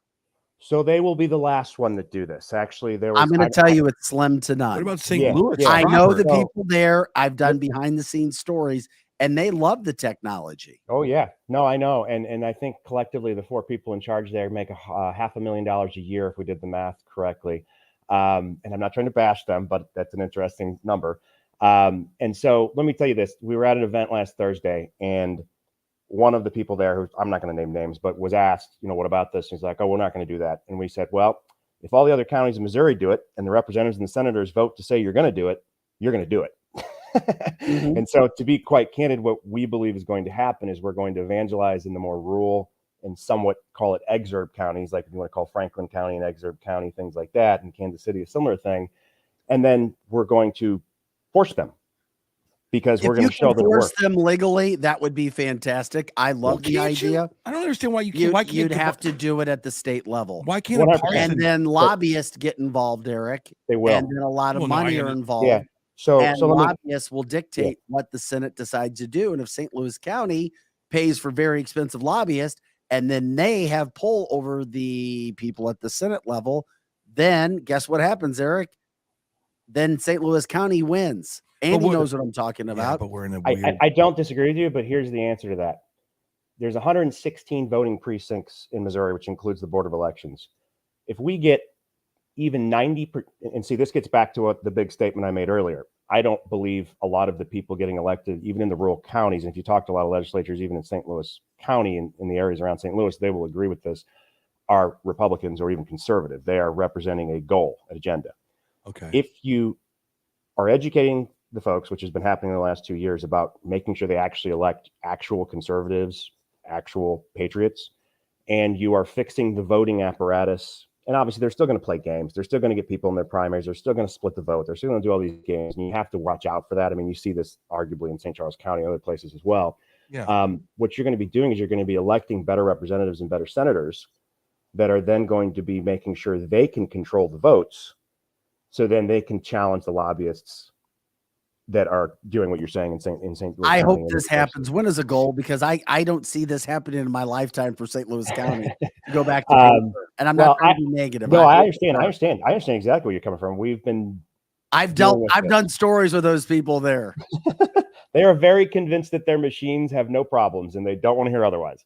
I think it's called hardened hearts from a Christian point of view. So I think in St. Louis County and St. Louis City is the real evil beast, right? Like, and I live there, Kansas City, obviously, as well. It will take several years, if not a decade. And I don't want to be, but here's the thing. Things happen slowly and then they avalanche, right? That's how things happen in my experience. So our initial goal is to get some counties to use this for the April election. We think we can do that because we already started some conversations. We want to prove out that it will work. Of course, people are going to attack it. They're going to look for every problem they can. And yeah, anytime you try something new, be an entrepreneur. You guys are, things are going to go wrong and people are going to attack you, call you names. That's how it works. Haters, they're called. And yet there are things we're going to have to address. But then the goal is if we prove that out and we get more and we get more, in each election cycle, we get more and more and more, we keep machines from getting bought. You slowly prove out that it works.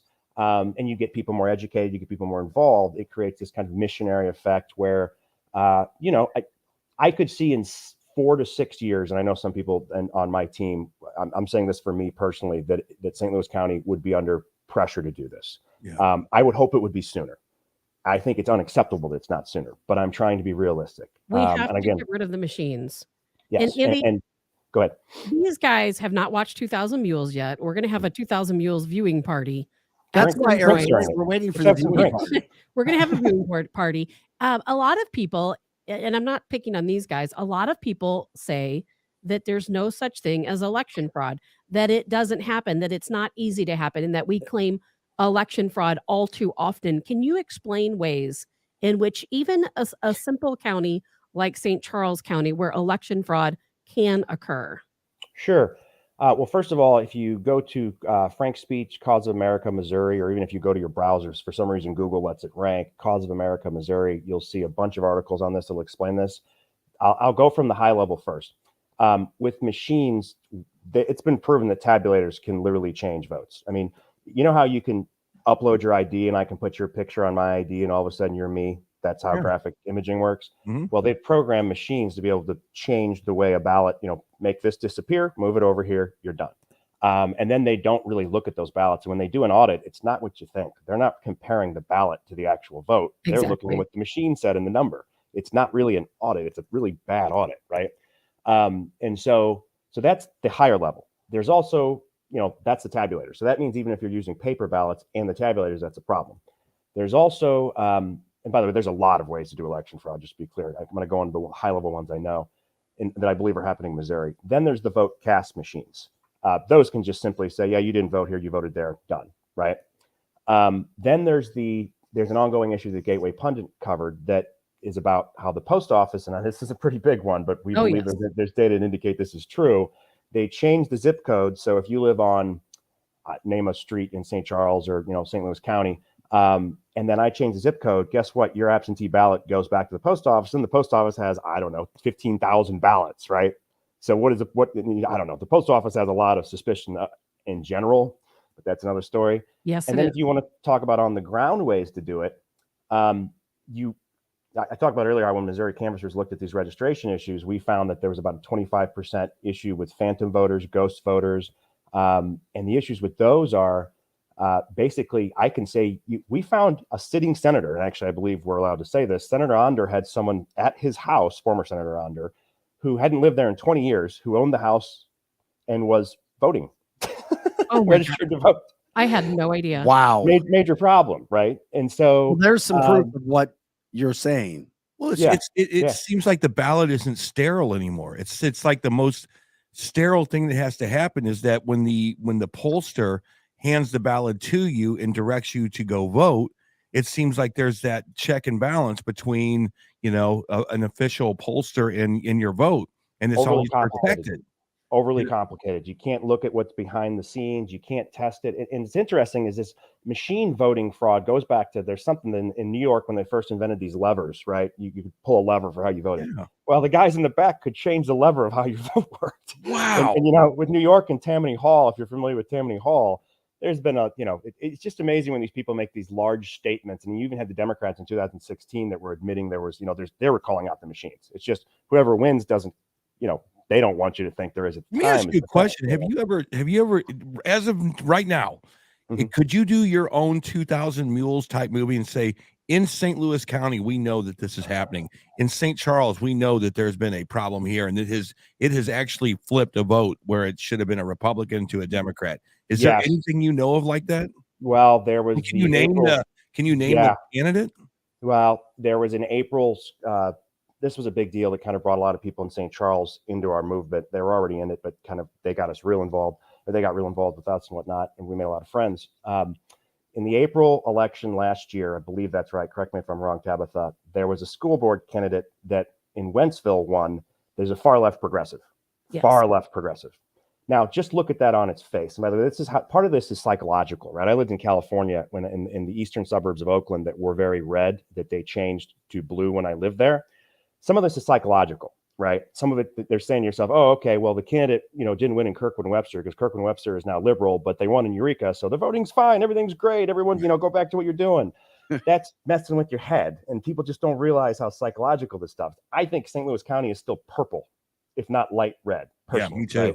Agreed. But you wouldn't know that by any previous elections in the last 5 I totally years. agree with you 100%. So in St. Charles, this far left progressive one, which by the way, there's a video of two candidates running, joking about rigging machines. I don't know, getting fake votes. Then when we dug into the numbers, there was we had some folks out, I believe it was Defiance. No, it was Augusta voted, and they were able to vote twice, even though they had their absentee ballot and they tested it. They sent to arrest, or they didn't, I don't think they arrested, but they charged, all the charges were dropped against those folks for testing it and finding out the problem. I'm trying not to name names and bash people here. We interviewed them. Why is it a hard time naming names just because they haven't had their due process, or what is the problem? Is it a legal issue? Because it's such a big deal. No. I think names out there without permission. Well, here's the biggest issue. Everybody's friends with everybody. This is a relatively small state, and I mean, even people who I think are generally good guys in Missouri in politics, they don't want to see their friends go down. And see, but that's why I also I'm say Giuliani. I want them all to go to jail. No, we love what you do. Thank you, Andy. It is, but why you just said what you said, everybody's friends with everybody in the state of Missouri, which is exactly why I think it's difficult to get some of these things done 100%. in the state of Missouri. But I think I've learned since moving here 7.5, almost 8 years ago, how politics work in the state of Missouri. And I don't think a lot of people really want to know. They don't. You're right. Just like they don't want to know that their corporations are generally run by, with some exceptions, people that are not always the most ethical. It's like the buddy system, right? And it's kind of like, and this isn't to bash fraternities, but if you're in a group or everybody's friends, you back your buddy because that's your buddy, and your buddy backs you if something goes wrong. It's almost like a softer version of the mafia. Not to say everybody's friends and their organizations are all like that bad, but and to end up that situation in April. There were 300, and ended up we dug in more and more and more. We found that the city council members had kids that were registered at their address that were voting at their addresses who lived other places. There was all we refused to look into the issue. the Board of Elections supervisor there or director, there was an issue they found where 300 votes had just disappeared. You had some really weird issues with the age of people voting. A lot of 90-year-olds, not that 90-year-olds don't vote, but it kind of didn't seem to, add up. And there's you had a lot of young people voting too. And then, we pushed for an audit, and Joe Brazel was pushing very hard for it. There was one other guy, I can't remember his name right now. But there was some of what I would call the more seemingly owned folks on the council who, we don't hear it, we don't care, we can't do anything, go away. Yeah. And I mean, you had a lot of people. We can't have a society where you wake up the next day after election day, go, man, did Sam Page really win that damn election? Or how in the hell did the senile old guy win the presidency? Or, or maybe he did. I mean, we just don't know.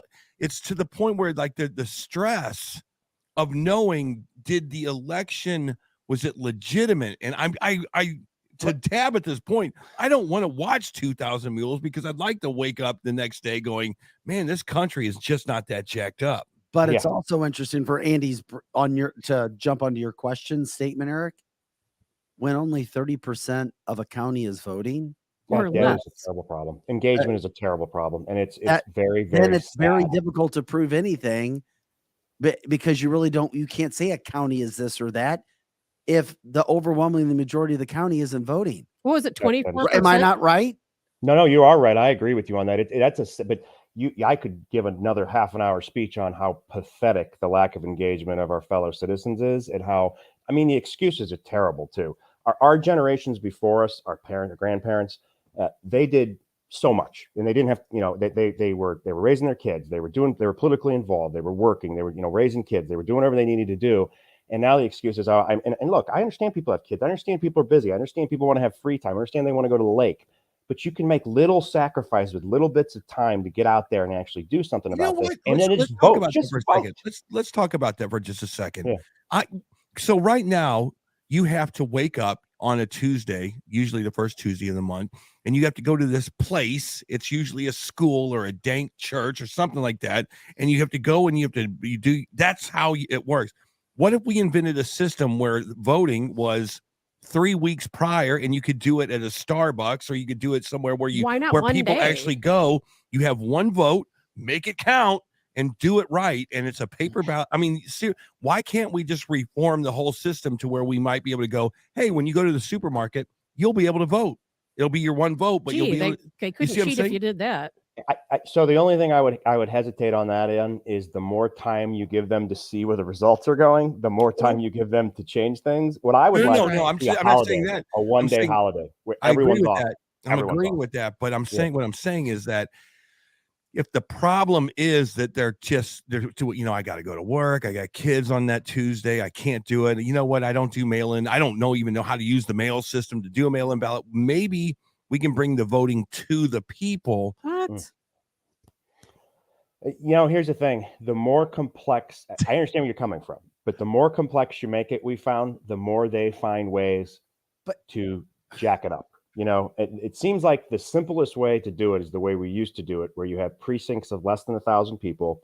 You have one-day election voting, and maybe there's some excuses for people that are truly invalid, right? But you got to be careful because they go in these nursing homes and they get they get the votes for all the old folks. That's been proven. There's suspicions of that in St. Charles County and St. Louis County as well. I don't think it's as bad as it was in Wisconsin and some of the other states, but I think there's definitely issues with it here. The simplest way, frankly, is just to do it all in one day and to get it all done. But I do agree with you that we should let everybody off. Everybody's off.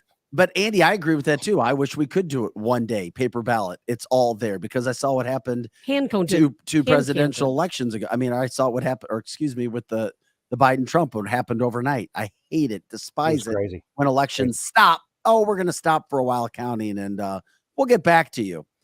But my problem with this is the fact that it's a one-day election, and I've always said we should have a one-day holiday. I agree with you, Andy. What if we did get 80 or 90% turnout? I don't know. We wouldn't be able to handle it. Our election headquarters would not be able to handle it. I don't think it would finish in a day. I think you may be accurate on that, but that sounds like a good problem to have that we would have to adjust for next time around. And I also would say it's most likely true that what you would see is there would be an increase over time to get there. like each election cycle. The only way I would see that happening is, and I actually am fearful this may happen, is if there's an economic collapse or everybody's really mad and they finally realize how screwed up everything is, because I try to they tell almost people lost that, their Andy. house. They almost lost their house, you know. That's the only because- way we're going to get 70% voting. Hey, do you yeah, wanna- pain. Do you Yeah, want to but- weigh in on something that challenges me every single day?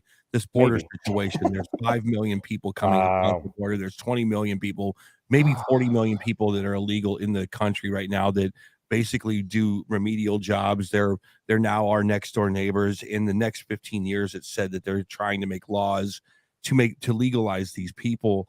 I mean, you talk about a fraud situation. Do we have a situation where illegal immigrants are starting to vote in these communities? I believe so. See I that? believe so. How do you fix that problem? Is that just there is a way to fix that problem. We have photo ID in Missouri now. What we need is voter ID. And what voter ID is ties you to citizenship. See, they've intentionally, all this stuff is a coordinated plan, right? And people say, oh, you're a conspiracy theorist. Yeah, but it's true. I'm with you, Andy. I am 100% with you, Andy. And so the thing is, it's citizenship. If you tie it to citizenship, it used to be tied to Social Security. Well, then they disconnected that, right? If you can do, and honestly, to Ashcroft's credit, who I'm not going to pretend like I'm a huge fan of, I believe he suggested that. Some other folks have as well. Will make it a lot harder. That will make it a lot harder. And so you need that. Now, you also need, I don't have much sympathy for illegal immigration. I personally think people should be put back on a bus. And you can't do that. Well, I don't know. They're here illegally. Yeah. If I get caught doing something illegal, they come after me. They put me in jail. Right. So 100%. And all of those people coming over, we know those are all Democrat voters, and we know that's why we have an open border, because they are Democrat voters. They're going to come in. They're going to be met with a resettlement coordinator who's going to register them to vote as a Democrat.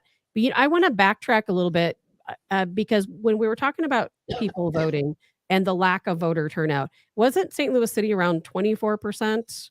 Something along For the that midterm. I think that's for the midterms. Now, if you look at any of the other elections, it's like 10%. It's terrible. It's I work the so polls. sad. Awful. It's so Awful. sad. And it was to the point in St. Louis City where they were paying people $100 or sometimes more, or gift cards to just work the polls, because they can't even get anyone to work the polls. So there's no monitoring system going on. And the voter turnout is completely unacceptable. But I don't know how we get people out to vote. And I really worry that it's going to take some major catastrophe. We're going to have to, I always say that we're not going to stand up and do anything until we're sitting in our house, we're cold, we have no fuel in our vehicles, we have no food in our refrigerator, we have no heat. And then finally, people might say, hey, maybe I should vote. But then it's too late. And then it's too late. See, I would disagree it's too late, only because from a historical perspective, there's all kinds of examples I could live and what I could give where it looked like the world was about to collapse. That the Battle of Vienna, all kinds of things where at the end, because of things sit on the edge of a pin, right? That people did something and then it changed. And you can always look at Skynet with Terminator. I know that's not a realistic example, but the point is, people can change things if they're involved enough, even at the point where it feels like it's gone, right? Like everything has been destroyed. In Missouri, we're not as far gone as Arizona yet. We're not as, St. Louis County is not as bad as Maricopa County yet, right? And so my view of that is, I do unfortunately think we need pain, and I think we're getting that pain. It's either really what's happening economically right now. I was actually an economics and finance major, as an investment banker, private equity. What's happening right now is the Federal Reserve has two choices. They can either continue to allow inflation to happen to ridiculous levels, or raise interest rates, which will eventually collapse the economy. They're trapped. So either they are trapped. See your stock market collapse, or see you pay $30 for milk, right? And now how does that end? Well, my view is you back it with gold and silver. I also have a lot of gold and silver, so I'm biased. As you should. So do you think that the pain really is going to make people care? Because there was a lot of pain in this last election. I mean, there was a lot of gas price hiking. There was a lot of inflation. You know where the problem is? The problem to me is the upper middle class. And I come from the upper middle class, but I'm from Kirkwood, right? Which is different now. And I've done okay for myself. I think the people that are the most influential are not feeling enough pain yet. It's my mother, who I love to death, who lives in Kirkwood, who has a pension for over $100K a year. You know what I mean? Like until they start to feel it, which they will based on where these prices are going. And I really feel sorry for the middle class, because they're going to get squeezed. it's going to keep being, I don't see it. It doesn't bother me too much. I'm going to Florida, and again, I'm not trying to bash these people. I like going to Florida That's too. not right? bashing. It's Yeah, but reality. it's you gotta, and I wish that I could get people to pay more attention, but you kind of have levels where you have your kind of your Democrat who thinks we're all crazy, right? And then there's a little bit of them that are getting closer to realizing what's waking up. You have your kind of, Well, Republican that's moderate who's like, oh, that's not right. And and sorry, but the Fox News, but sometimes Fox News is full of it, right? Or doesn't really represent the whole story. And then you have people that maybe watch you guys' show, and then you have people that, and honestly, there's some conspiracy stuff that's way out there too that I don't even agree with, right? But reality is we have a lot of problems in this country and even in our counties and in our state. And everybody's just like, hear no evil, see no evil, but it's real. It's a problem. It's bad. Yes, you're right. It's like the slow boil the frog in the water kind of a thing. And the thing that really moves the needle on elections is when we have catastrophic things that happen to this country. It's proven time and time again. I mean, the meltdown of the mortgage industry basically flipped the script on this country. 9/11 flipped the script on this country. But the slow boil of a stupid inflationary situation and gas prices kind of fluctuating here and there is just not enough to move the needle. I think it's a Unfortunately media not. Messaging thing for decades, Andy. Narratives. And I've always I said agree. this when people start to think their vote doesn't count. People start to think, well, if I question things, I'm going to be canceled. I'm going to be looked at as being crazy. Yep. Because it is human nature to more so go with the flow than it is to maybe step out of the flow for a second and create your own flow. And with that being said, it takes time. It takes operations and projects like we do here at Cancel This and others to get enough of that messaging out. And then over a period of time where people start to question and then, oh, I'm going to share the show. I'm going to show other people, wait, maybe we should be thinking about this instead of, hey, maybe I can get away from a happy hour. I know I got to go take my kids to sports. I'll find time to maybe study up on this or share a show or go vote for somebody else. Or maybe I'm not going to put as much emphasis or plan as much for this next trip that I'm going, or maybe we're not going out to dinner as much. I mean, it's going to take time. Yeah, no, I agree with you. And then, like you said, sacrificing 1 hour. Look, I am over involved now. And honestly, I feel like I have to be because I feel like I have to make up for who isn't. So, I'd love more people get involved so I can have more free time and work on my business. As Vic just said that, do you think that maybe on this last election cycle, we all see the doom and gloom, the Afghanistan thing. We could go through a list of how this administration has just screwed everything up and then it trickled down into Congress. But do you think it was the social issues this time for real, like the abortion thing, the LGBTQ stuff? I mean, do you think that had anything to do with this? I mean, because I would imagine that's what the left is trying to figure into this as well. I think there was a red wave. I think some of the things that we think passed in Missouri didn't actually pass. I think this gets back to the voter fraud rigging the votes issue, right? I think a lot of that pain actually did materialize, but it gets back to that our elections are still in a certain, they're where they are and they haven't been solved, even in Arizona. And those guys were working really hard as we all connect via Cause of America. I also think, Vic, you said something really interesting. I've been thinking recently that some of the stuff going on in Maricopa County is they're trying to show you you can't challenge us. We're not going to let you challenge us. You shouldn't fight back. And, the only way you do that is you keep saying, people gaslight. I come from an industry where all people do is gaslight you. Yeah. You're crazy. You don't know what you're talking about. That's not going on. You have to have, do your own research, understand what's really going on, ask hard, difficult questions. Sorry, my fingers aren't where they're supposed to be. And then, and then what you do there is you come to your own conclusions. And my own conclusions, a lot of other people's conclusions are, first of all, you can fight them. It is difficult. There is issues with corruption in the judiciary system. There is issues with corruption. You look at those guys, if you saw that hearing in Maricopa, it seemed like everybody was involved in that, and there's that one guy, what's his name? Bill Gates, great name, by the way, who's, sitting there being like, he's got that real soft voice, like, everything's okay, guys. Oh, thanks for your, it's that soft manipulative voice where, oh yeah, that's great. It's just like they trained him or he trains himself to have that voice to make you think he's a nice guy, right? Yeah. But he's not a nice guy. That never even occurred to me. Andy, can you explain to all the folks out there, people, and I'm one of them, who says our vote doesn't count? Because technically, with the fraud that takes place right now, your vote doesn't count. With the fact that we have the RNC, the DNC, private organizations, your vote doesn't count in some elections. So first of all, I don't want to discourage anyone from voting. Of course The not. thing is, if we got enough people voting, if we dealt with this voter turnout issue, it is possible to, it's easier to show their fraud because it makes their job harder.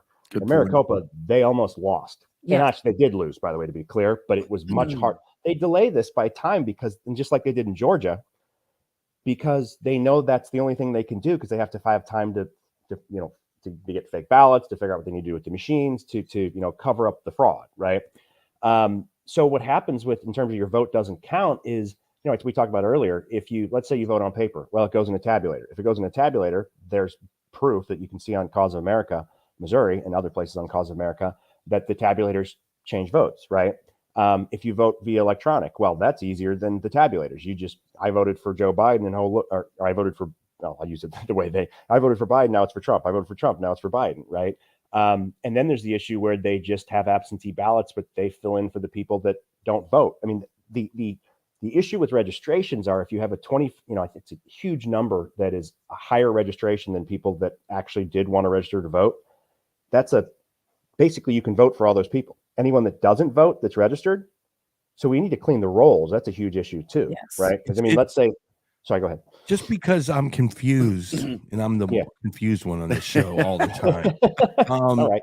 Do you see anything going on in the Kevin McCarthy thing today where certain like-minded people are saying that is this an establishment thing, or is there a grassroots thing that's starting to happen in our state Congress and in the national Congress? Do you think is that something you're seeing? Is that we are starting to rise up, or the people are starting to rise up a little bit? Oh yeah. And, 100%. So the go ahead and grassroots. tell me the significance of what you see today going on in Washington. Outside of it being a sham. So Washington is going to be the last thing we get to change because it all aggregates up to the centralized corruption. The more things are decentralized, the cleaner they can be because you're closer to the issue and you can, that's all constitutional, founding father stuff. But in Missouri, for example, the grassroots after last year's session, where I think it felt like a lot of dog and pony show of them, the redistricting, we can't do anything else because redistricting, seemed like kabuki theater. What we realized is they divide and conquer. They divide rural versus suburban versus urban, moderate versus this and that, where most of us want the same things in Missouri. And I actually think we're 65 or 70% red. But what we realized is we need to band together. And we did. And so Freedom Principles, and we're not the only ones that done this, but we had a grassroots conference here in St. Louis County. I think it was in October, I can't remember. And we had, a lot of 20, 30 different groups leaders came together, and we came together on a legislative priority. The more we're together, the less they can divide and conquer, the more it becomes increasingly obvious when the current Speaker of the House in Missouri doesn't allow bills to come through because the Chamber of Commerce is the one running the show. And the Chamber of Commerce and it's funny because Chamber of Commerce used to be good for Republicans, right? But then you figured out some of these businesses aren't even on our side. They're on their own side, the big ones, So that is happening in every state right now. Obviously, I'm most concerned about Missouri. I would imagine, most concerned about Missouri as well. And honestly, Mike Lindell, I support him for the RNC chair. Why? Because he's the guy that you don't want the guy that shows up that looks, dressed to the T's, who speaks perfectly. You want the person with moles and warts who was a crackhead or all this kind of stuff because, I'm not saying you want the current crackhead, but the guy that's reformed his life, that found Jesus, that can admit that they're not perfect. Because what they do is they create this carbon copy person they control. And I can smell it from a mile away because the businesses I was in, I could smell fake and, narcissists and sociopaths and people that are easily controlled and people with no integrity and people that don't have fortitude. But yeah, the answer to your question is the grassroots are organizing.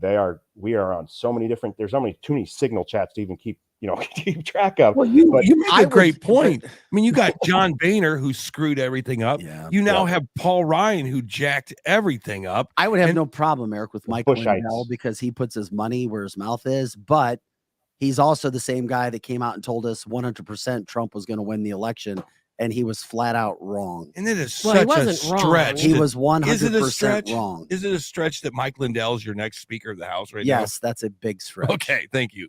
I don't know if it's that big of a stretch. Look how much happen. Well, it won't happen, but look how much he's done for voter integrity. But you know what's going on today? I have no problem with him. I just know he's not. what's going on today with McCarthy being voted on for the House. And we were going to talk about Speaker, that at 9 o'clock hour as We'll well. have to. It is a complete sham.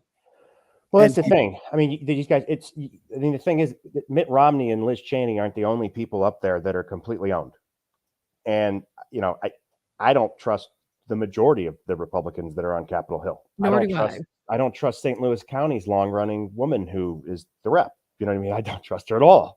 The World Economic Forum in Cape Girardeau, she's a member of it. It's like this stuff is all interconnected, and it comes down to money, power, control. And people want to believe, because we've been conditioned to believe, that that's all imaginary stuff on Game of Thrones and on, Hunger Games. Yeah. No, it's real. It's always been real. And it's getting increasingly worse, and the risks are getting increasingly worse, and they're making us all go broke. You know what I mean? Which then effectively allows them to control you even more. So, yeah, I guess I'm the resident conspiracy theory, but I got walls of books that I can. No, you're cite. not. Andy, you're not. And we appreciate you joining us this morning. But it gets back. I mean, number one, you have to have people like yourself who are doing this and educating others. You have to have a passion to do it. So, first of all, thank you for doing that because you care. Number two, as we started this interview with, most people that I know, and I know a lot about politics, and that was my specialty in local news, not only here, but in Detroit as well. Most, and when I say most, I'm going to go as high as 7 in 10 people, maybe even higher, are bought and paid for. And it doesn't matter if it's Republicans or Democrats. Agreed. And sometimes if it's the Republican that's bought and paid for and they happen to be with what you agree with, then great. And it's a good fiscal policy. Can be. Great. Yeah. And it all lines up, but it doesn't happen all the time. And I'm not saying I'm disenfranchised. I do vote. I do want us to go out and do what you say.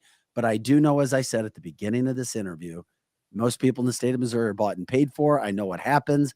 And it doesn't even matter if it's a Democrat, because I know of a high-ranking Democrat, let's just say here in the state of Missouri, who is connected and gets money and gets helped from other very, very, very popular Republican political people behind the scenes.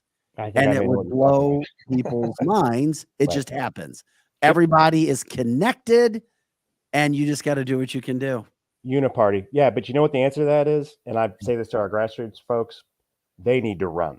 Of course, we need to fix elections first, but at some point, the people that are out there doing these things, we need to run, because the integrity to the jacked up voting system. Well, that's why my biggest effort right now is to fix elections, because the reality is people say, "Oh, you should run." It's like, why? They're going to steal it. You know what I mean? It's like if you fix the foundation of the house, then you paint the house. If you paint the house and the foundation's falling apart, you just wasted your time and your money. Andy, how do people? I know you have a link that people can turn to for the paper ballot initiative. Yeah, so I actually just shared that in the private chat there, but where it is it's frankspeech.com/cause-america-missouri. You will find that link there.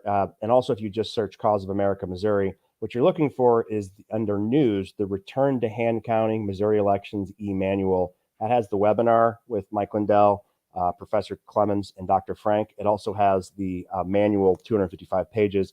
We're going to be doing road shows all over the state, all over counties, and we're going to be presenting this. We're going to be finding the holes in it. We're going to be proving out the numbers, and we're going to be evangelizing people in their counties to go to their clerks and say, why not do this? And like you said, Vic, it's going to take a while, but everything great takes a while. That's true. Andy Polacek, the VP of the Freedom Principle with Missouri Canvasser. Andy, thank you so much for an interview. What a fantastic interview. That's great content. If anybody came into this late, go check it out, share it, let people know. Go to canceltheshow.com. You can get this interview there, not only the live version now, but an edited version after the show ends. Andy, we appreciate it. Thanks for letting people know about us as well. And that's damn good stuff, my friend. Hey, thank you very much, everybody. Hope you have a great day and keep doing what you're doing. We need folks like you guys. Thank you, Andy. Andy Polacek, and don't go anywhere. We're going to take a quick break. However, we're going to talk about this whole situation that's going on with the Republicans. I may piss people off, but the Republican Party is split. It really is. Good for you. Think? And if Democrats say it, they're right. They really are. The Democrats have their own issues. I'm changing my mind about you, Vic. Maybe you're not that establishment guy after all. Stop it. Stop it. Tell you what, there's some impressive young Republicans right now in the House of Representatives. There just are. Hopefully they don't get corrupted, I guess is the word I'm looking for. If Money, they want to, money. if they want to progress, they're going to have to. You be got to have corrupted. money. It's how the system is. The entire system has to be broken down, Eric. That's the problem, and I've seen it for a long time. But we'll talk about it when we come back. Plus, President Trump says the midterms, and what Tabitha says the pink puddle. And he thought that Republicans did well. You know what? When he said that, it was a light going off in my head that maybe we did have the red wave. Maybe there's election fraud is so rampant that we just don't see it. I tend to. I know. I get it. I get it. See, I don't think they're split, Vic. I think that Republicans are like, if we're going to win, we got to fight fire with fire. Yeah, and that's part of being split, though. And it sounds only a few of us Republicans. I think their ideologies line up. It's just like the tactics are. Yeah, Mitch McConnell. Yes, that's right there. Yeah, that's what happened. and that actually made a lot of sense to me, believe it or not. Plus, Donald Trump says it wasn't his fault. It was pro-lifers. Pro-lifers cost the Republicans even more success in the midterms. We'll get to all of it when we come back. It's Cancel This. Scotty Gherkin, Eric Johnson, Tab the Hassle. I'm Vic Faust, back right after this.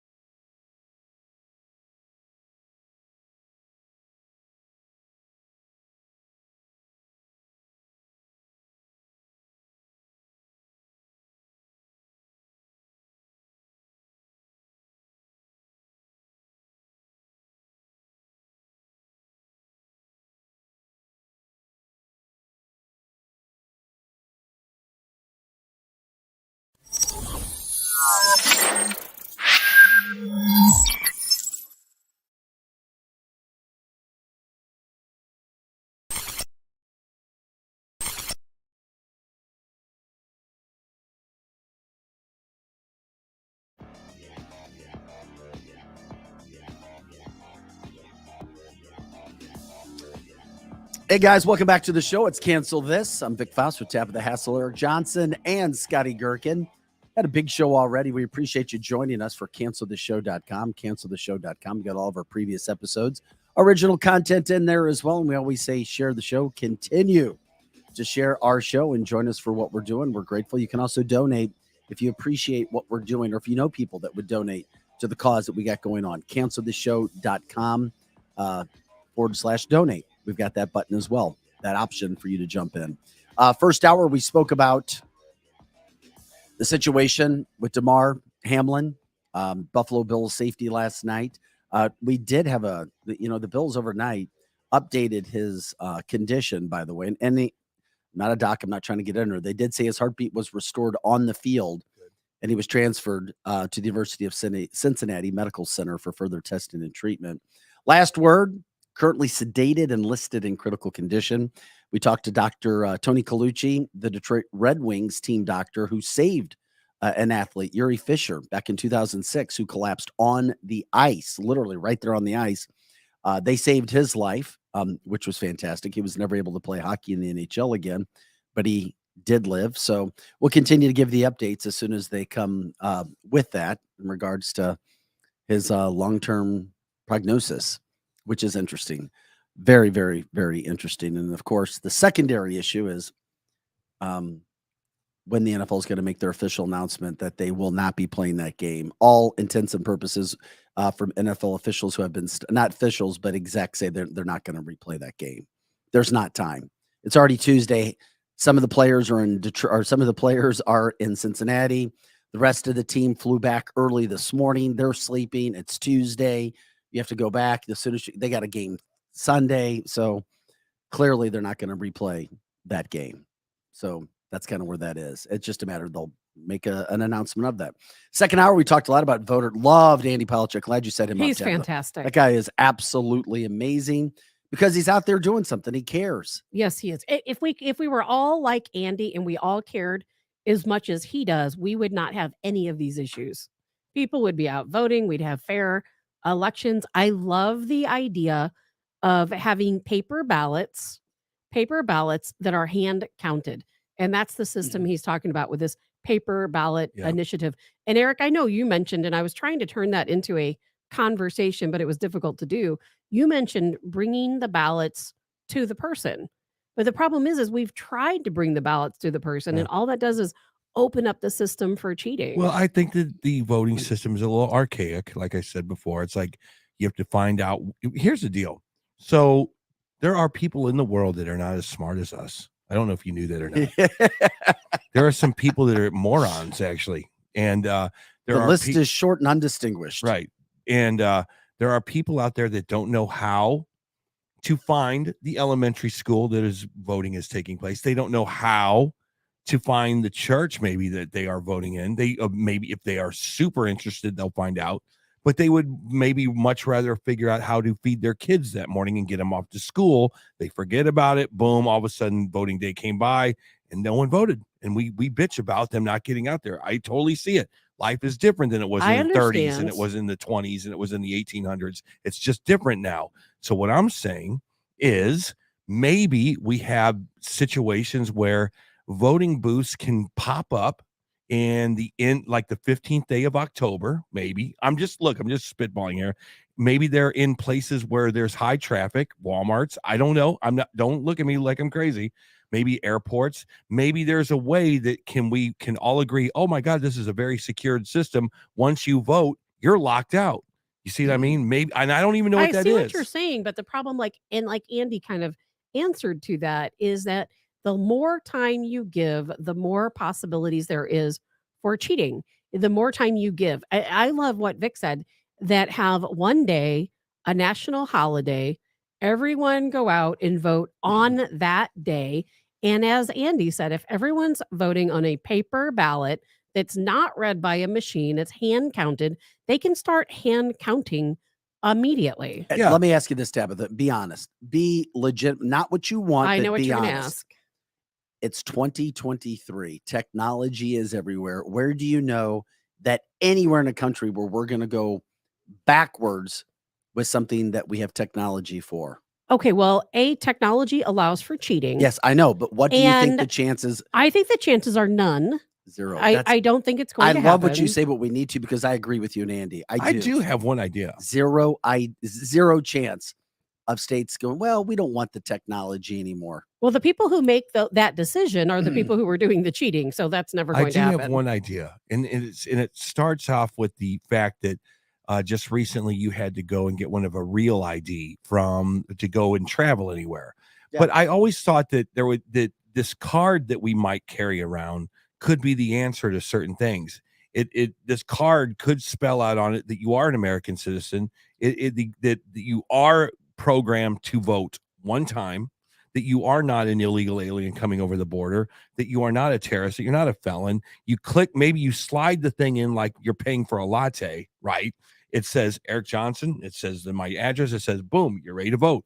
If you try to go slide that card in again, it says, sorry, son, you already voted. You're done.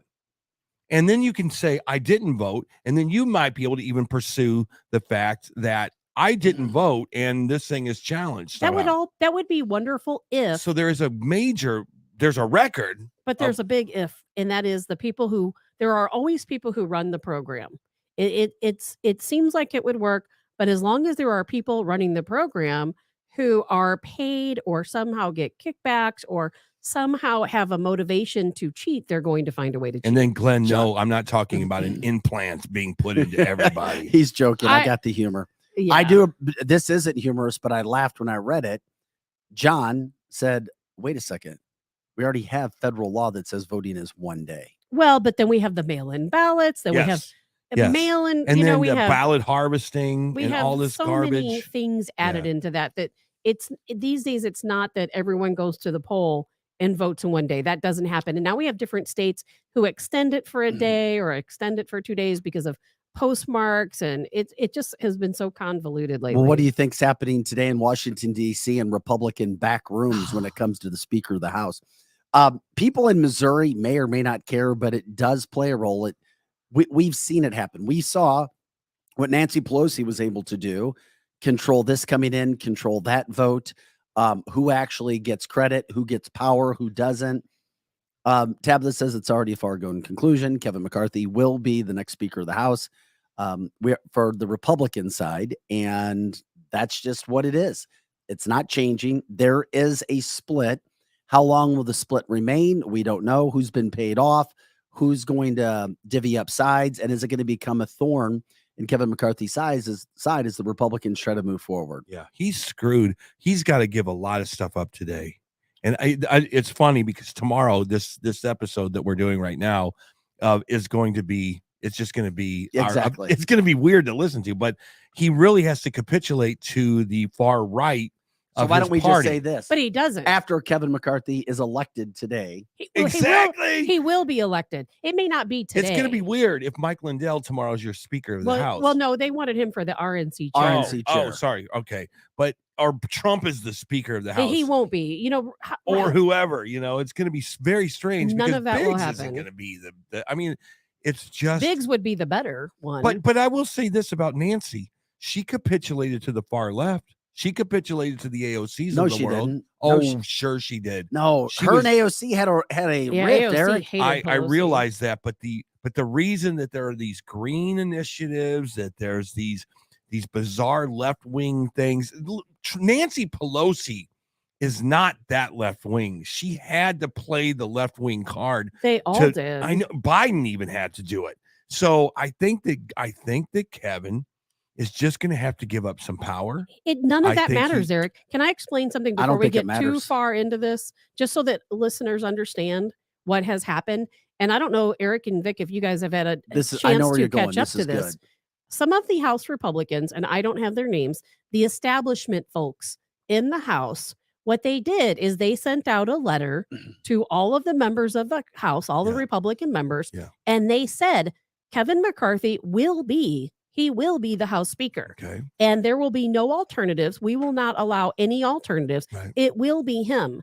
And if you don't vote for him the first time, if he doesn't get the majority, the 218 votes, we will continue to vote until it is him. And in the House, Nothing can move forward until the speaker is elected. So they will be at a complete standstill until one person is elected. So the establishment Republicans have said, you more anti-establishment folks, you will vote for Kevin McCarthy. And if you don't, we will sit here for days on end until you vote for without him. a Speaker of the House. That's But right. it's right. That's why I don't like can the see, establishment. I can see these guys' point of view. I brought up John Boehner before. He bent over backwards to help the Democrats get legislation through. Paul Ryan will go down in history as almost a Republican traitor. So, And he's McCarthy's best buddy. yeah, and he's McCarthy's. So if Kevin is not going to come in and say, look, these guys are basically going to be goaltenders for the next 2 years. They're basically going to be Great analogy. they're going to be blocking legislation. That's all their job is. They're not going to get anything passed through, but they're going to bring up committee after committee after committee. Maybe it won't be so horrible, Tabitha. I mean, really, if I you don't could, think McCarthy's the worst. Yes. He's establishment. That's what I'm saying. I don't think he's the worst of the group. That's for sure. It could be so much worse. I think that he'll be middle of the line on some things, but regardless of that, the fact is they shouldn't be forced to vote for him. No one should force. And this is how our government works right now. This is how all politics works. It is and it's a all bummer. politics works. It is a bummer. And that's why the Republican Party is so It divided. happens in the state of Missouri. Just look what happened with the Missouri Senate Of course. last year. And we talked with Bill Eigel about it too.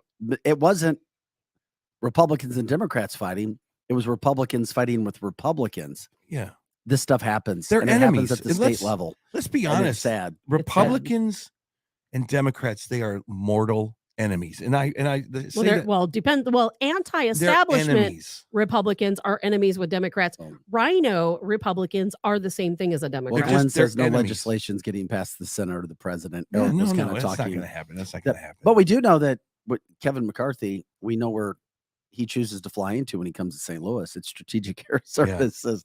He was walking these halls Yes. not too long ago as our studio was being put together. Hopefully he'll stop in sometime. Yeah, if we'll put him right there on the hot seat. That's right. We'll say, Kevin, Eric, Kevin, Yeah. Eric's coming after you right there. And as we say that, Drew says the Democrats will stick together. They will. They But do. that's the thing. Look, Drew, I'm going to give you some credit. You guys are army ants. One of you little guys, one of you little guys cannot take down a lion. But man, you guys put 1 million of you together and you are all destroying everything. You guys are like a conveyor belt of destruction. You've got you that guys right. you guys know how to do it well. Drew the Destructor. They're willing to Exactly. do what we won't. Yeah. But you guys also have your own problems as well, because you're going to there's going to become a point when the Democrats are way too liberal and the country just has had enough of you guys, and the inflation, like Vic said, is going to start to hurt the upper middle class, the LGBTQ stuff, which we all respect. There's just a time and a place for it. Get it out of the classrooms, blah, blah, blah. I can go on and on and on. So Drew, But you it got won't your matter. own problems as But well. it won't matter if there's not right balloting, if there's not an actual, we're going to use paper Yeah. and pencil for Yeah. this vote. You know, even there's no such thing as an establishment then you get your Democrat. Civil War. There's that no such Tabitha thing as an wants. establishment Democrat. Think about it. No, but Because Democrats this- are divided too. The Democrats, they go, okay, left wing of our party, what do you want? And they go, well, we want this. And then it's the establishment guys that say, all right, well, we're going to help you press it through. That doesn't happen on the Republican side at all. But we have to remember, again, we have to start thinking like we have to start using the terms we use for other countries. Regime. Okay, a coup. We have to different factions because we have these nice terms here in the United States, and it sounds nicer and it sounds better and it sounds more established. But it's the same as in other countries. There are different factions. There are not just 2 parties in this country. There's not 3 parties. There's probably closer to 6 parties. But because of the voting system that we have, all of those parties are forced to choose Democrat or Republican, but really we're very different. Yeah. And the Democrat Party, they also have factions. They have the far left progressives. They have the blue dog Democrats. They have the folks in between. And here on the Republican side, we have the independents, some of those on both sides.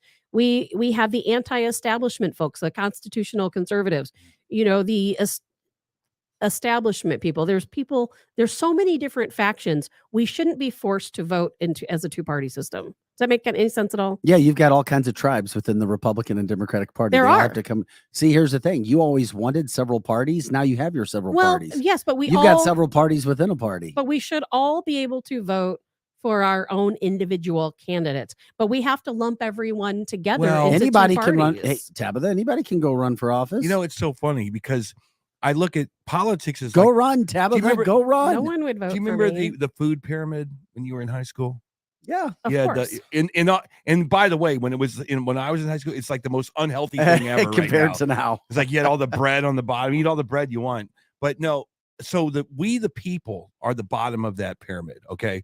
We are the bottom of the pyramid. Up one level is our government officials, our politicians. They're up one level.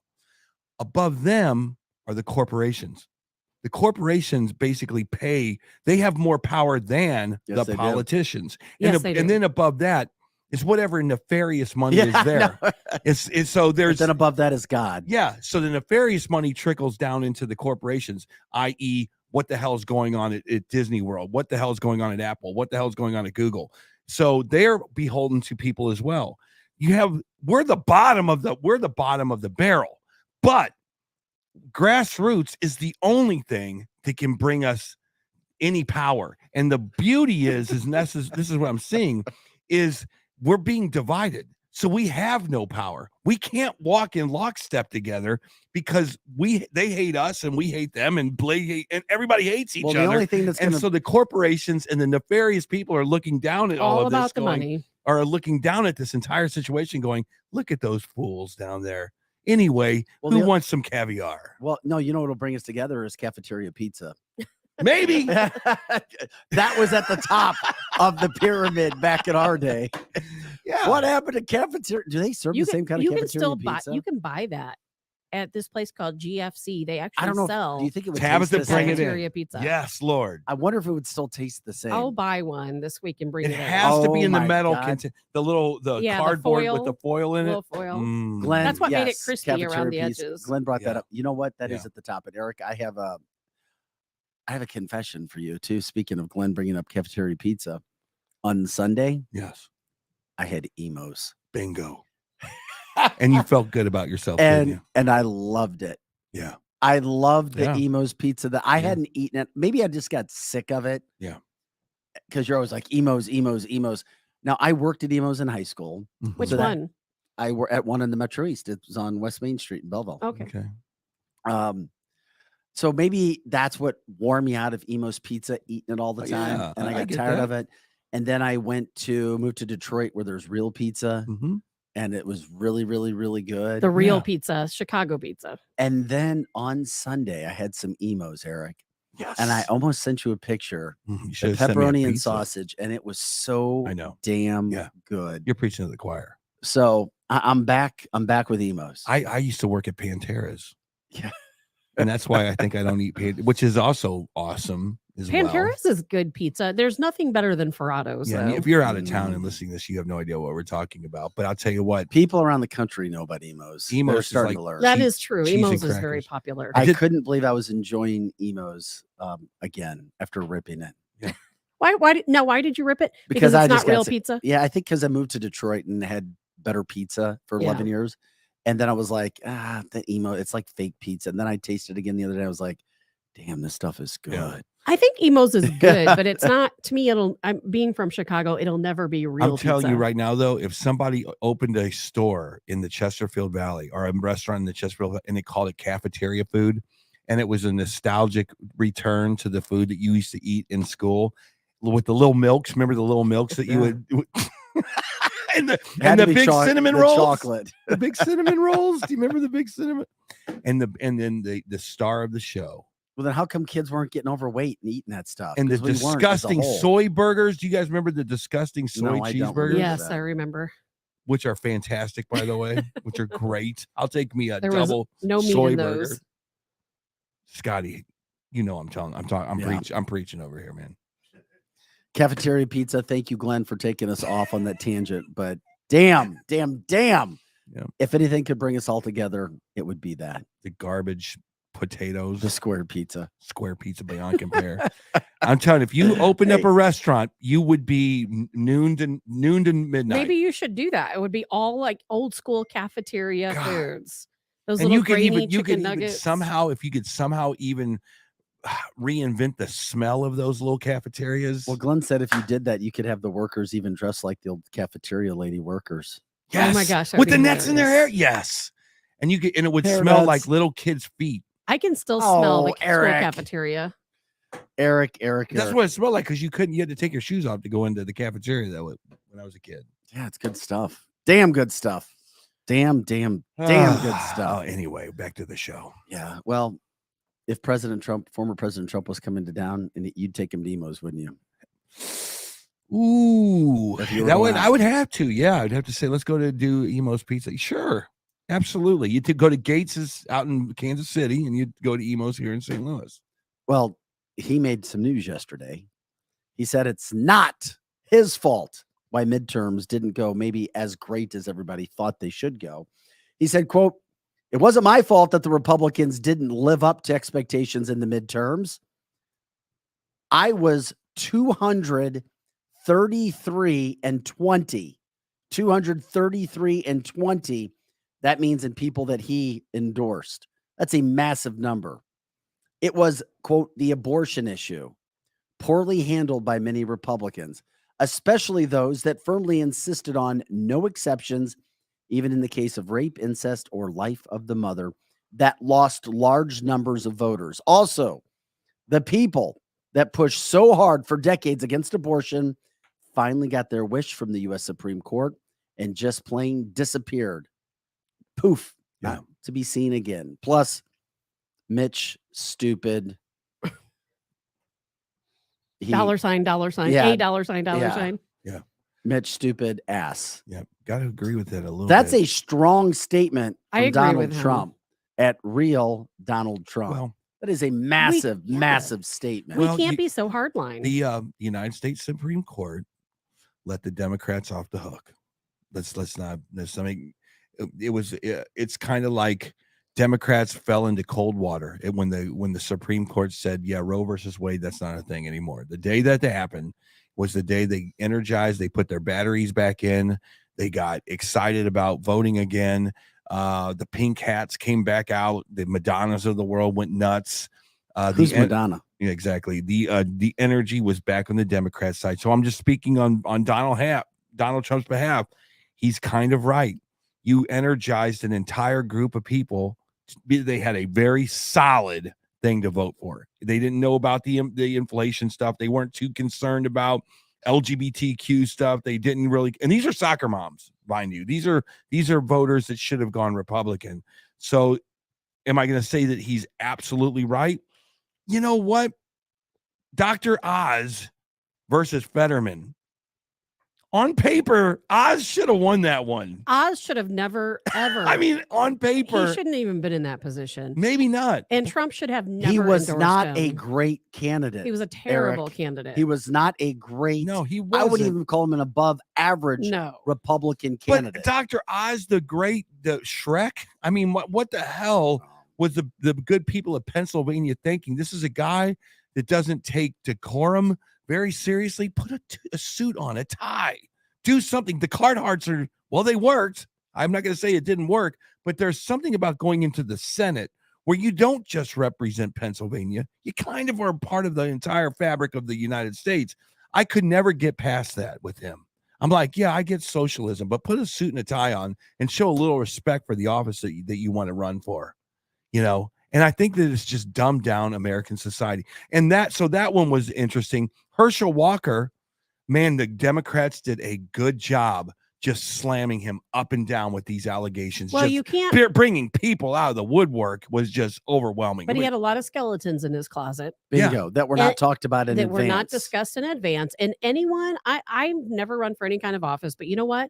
I know that if I were to run for some kind of office, if I had skeletons in my closet, I wouldn't do it because they would come back to haunt me. He should have never gotten that far without discussing and disclosing these things prior. But keep in mind, too, when we talk about these issues and candidates and Donald Trump getting on people for doing this and doing that, and once again, the best candidates are not running for these positions anymore. That's Eric. right.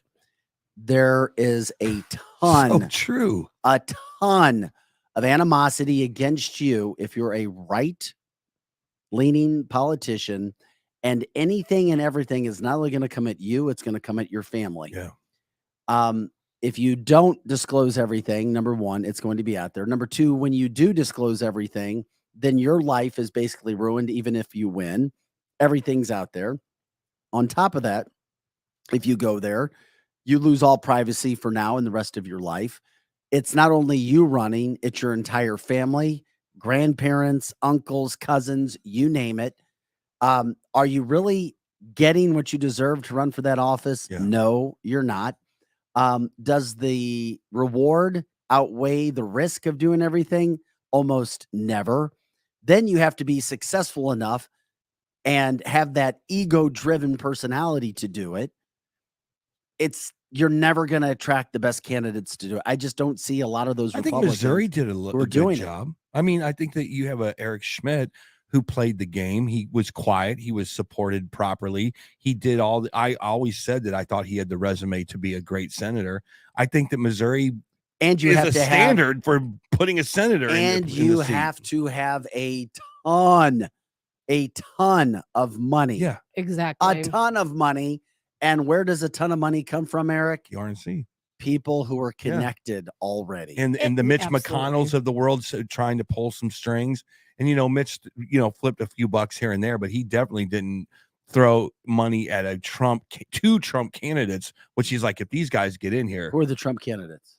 Oz and Herschel Walker, and they both lost. Well, and not only that, but we have to remember, like Vic, like you just said, if you're going to run for office, you have to have a lot of money behind you. You need at least a minimum, they say, of $30 million backing you to run for office. And where does that money come from? And whoever that money comes from, guess what? You have to follow their narrative. Someone comes to you and they say, hey, I'll give you $10 million, but when I do, I expect you to vote for this, this, and this. And in the end, if you don't play the game, guess what? You don't win and you don't get Maybe very far. Trump could start a show, call it The Apprentice Presidential Edition, where he brings in the most qualified people he can. And we literally go through the process of vetting these people, getting them through the process. And at the end of the show, we know everything about them. We know what people like about them. We've done our focus groups, blah, blah, blah. But that never happens. You just get these people who show up. They say one really good thing in an event, and then boom, they're the leader of the But damn. Lizzie brings up another great point. Her son-in-law, who is now a state representative, and state representatives are very important. They are. And a lot of politicians start at the state representative level before they move up. Well, guess what? Even at that state rep level, young man, scrutinized like never before, even running as a Republican for a state representative role. And the entire family gets scrutinized. This is what happens. Yeah. That's why if you run for politics, it's all for keeps, especially if you're a Republican. There is absolutely no It's gotta doubt. be brutal. Oh, they turn over every rock I mean, looking for dirt. Do you want that Our to happen to you and your Republicans, our family? Republican groups doing it to Democrats. I you don't know. see that on a large scale. Well, I can tell you Or it this could much. be that they don't have the outlet to get the messages out. Judy Bush Valentine, she was portrayed to be very, very bad by the Schmidt campaign. They did a phenomenal job at ripping her apart. Well, you can do that when you But have she- $6.7 million but, I mean, from on Mitch the- McConnell. on the converse of that, you guys did, but I never did. I never saw an Eric Schmidt ad. I never did. I only saw a Trudy Bush Valentine ad. You did not say that. I did. Were you Only living ones under a I rock? ever saw. The only ads I ever saw were the fluffy feel good with Trudy Bush and the one that he sold out to China, all the farmland around Missouri. Those are the only ones I ever saw. Did you hear the ads going against Eric Greitens? No, I never did. I don't know why. I guess the media circles I was running in, it was all Trudy Bush. Arguably the most effective ad Imagine that, ever Eric. run in the history of politics. Which one? The one that was against Eric Greitens. Yes, it was. All lies, because when you're campaigning, you can get away with telling lies. Well, There's no recourse. I don't know if they were lies. Oh, no, they were lies. Correct me and tell me why you think I'm wrong when I say this. Here's what happened, Eric. in June, Eric Greitens was leading by a commanding for that Missouri Senate seat. Then the ads started to play of Eric's ex-wife, what she told the court. Yeah, as part of their I divorce. did hear that. I'm sorry. So yeah, then a woman's voice, and they didn't lie. It was just a woman reading her court testimony, her sworn testimony. So when you hear a woman reading her idea or her what she says, now not hasn't been proven right or wrong, but what she says Eric did, It has been proven. then that Yeah. ad runs, and it was over and over and over again. And guess what? He went from first to commanding first to a distant third. Yeah. Just like that. you in know a matter that was of a going to month. happen. All You know lies. that was. I mean, What time out though? What do you mean lies? Well, okay. They were her words. They were her words. That doesn't make it real. That just makes it her side. Yeah. That case was decided by a judge who said there was No no proof. no indication that Eric Greitens ever abused his wife or children. What he did in his prior relationship should have no bearing on anything when it comes to candidacy. The affair he had was before he became governor.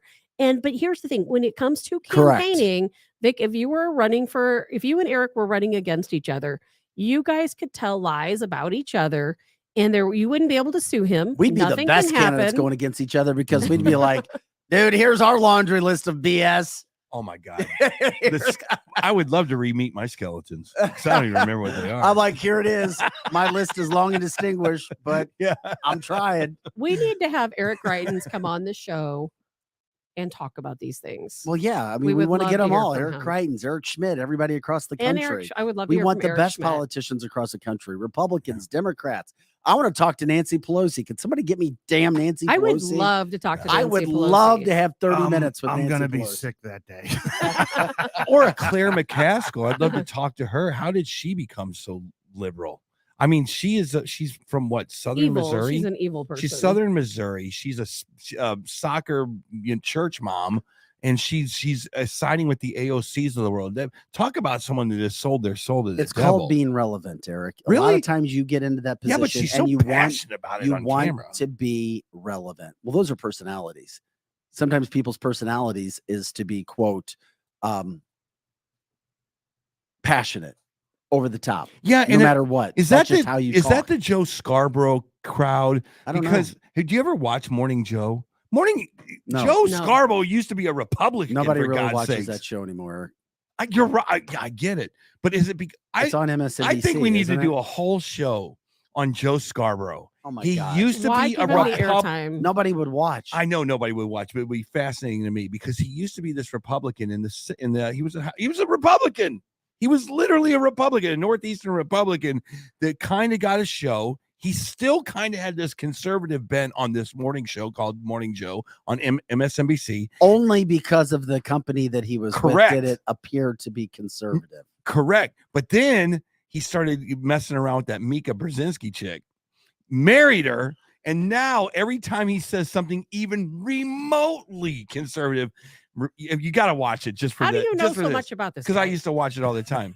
And now if he says anything remotely conservative, Mika will give him one of those looks like, you better shut it down, son. And he shuts it down. Mhm.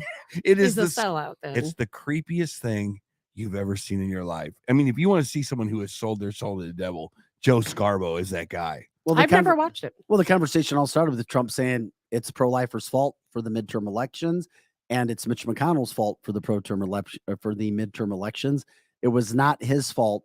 Just remember, Donald Trump, for his good, his bad, anything that happened, I still know of his 20 losses of people that he endorsed. More of those losses were recent. Those were more recent losses. 233 and 20. That is a Hall of Fame record for endorsing candidates. I don't know if there's ever been one that high, ever. Yeah. 20 losses. But I do know for a fact of those 20 losses, I think 4 or 5 of them came recent.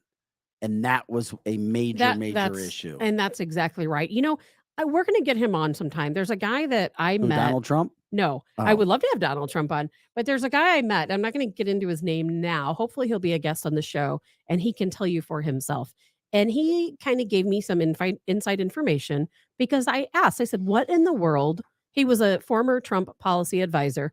I said, why is it that Trump endorsed somebody like Dr. Oz or a couple of these other folks who I thought, why is Trump endorsing these people?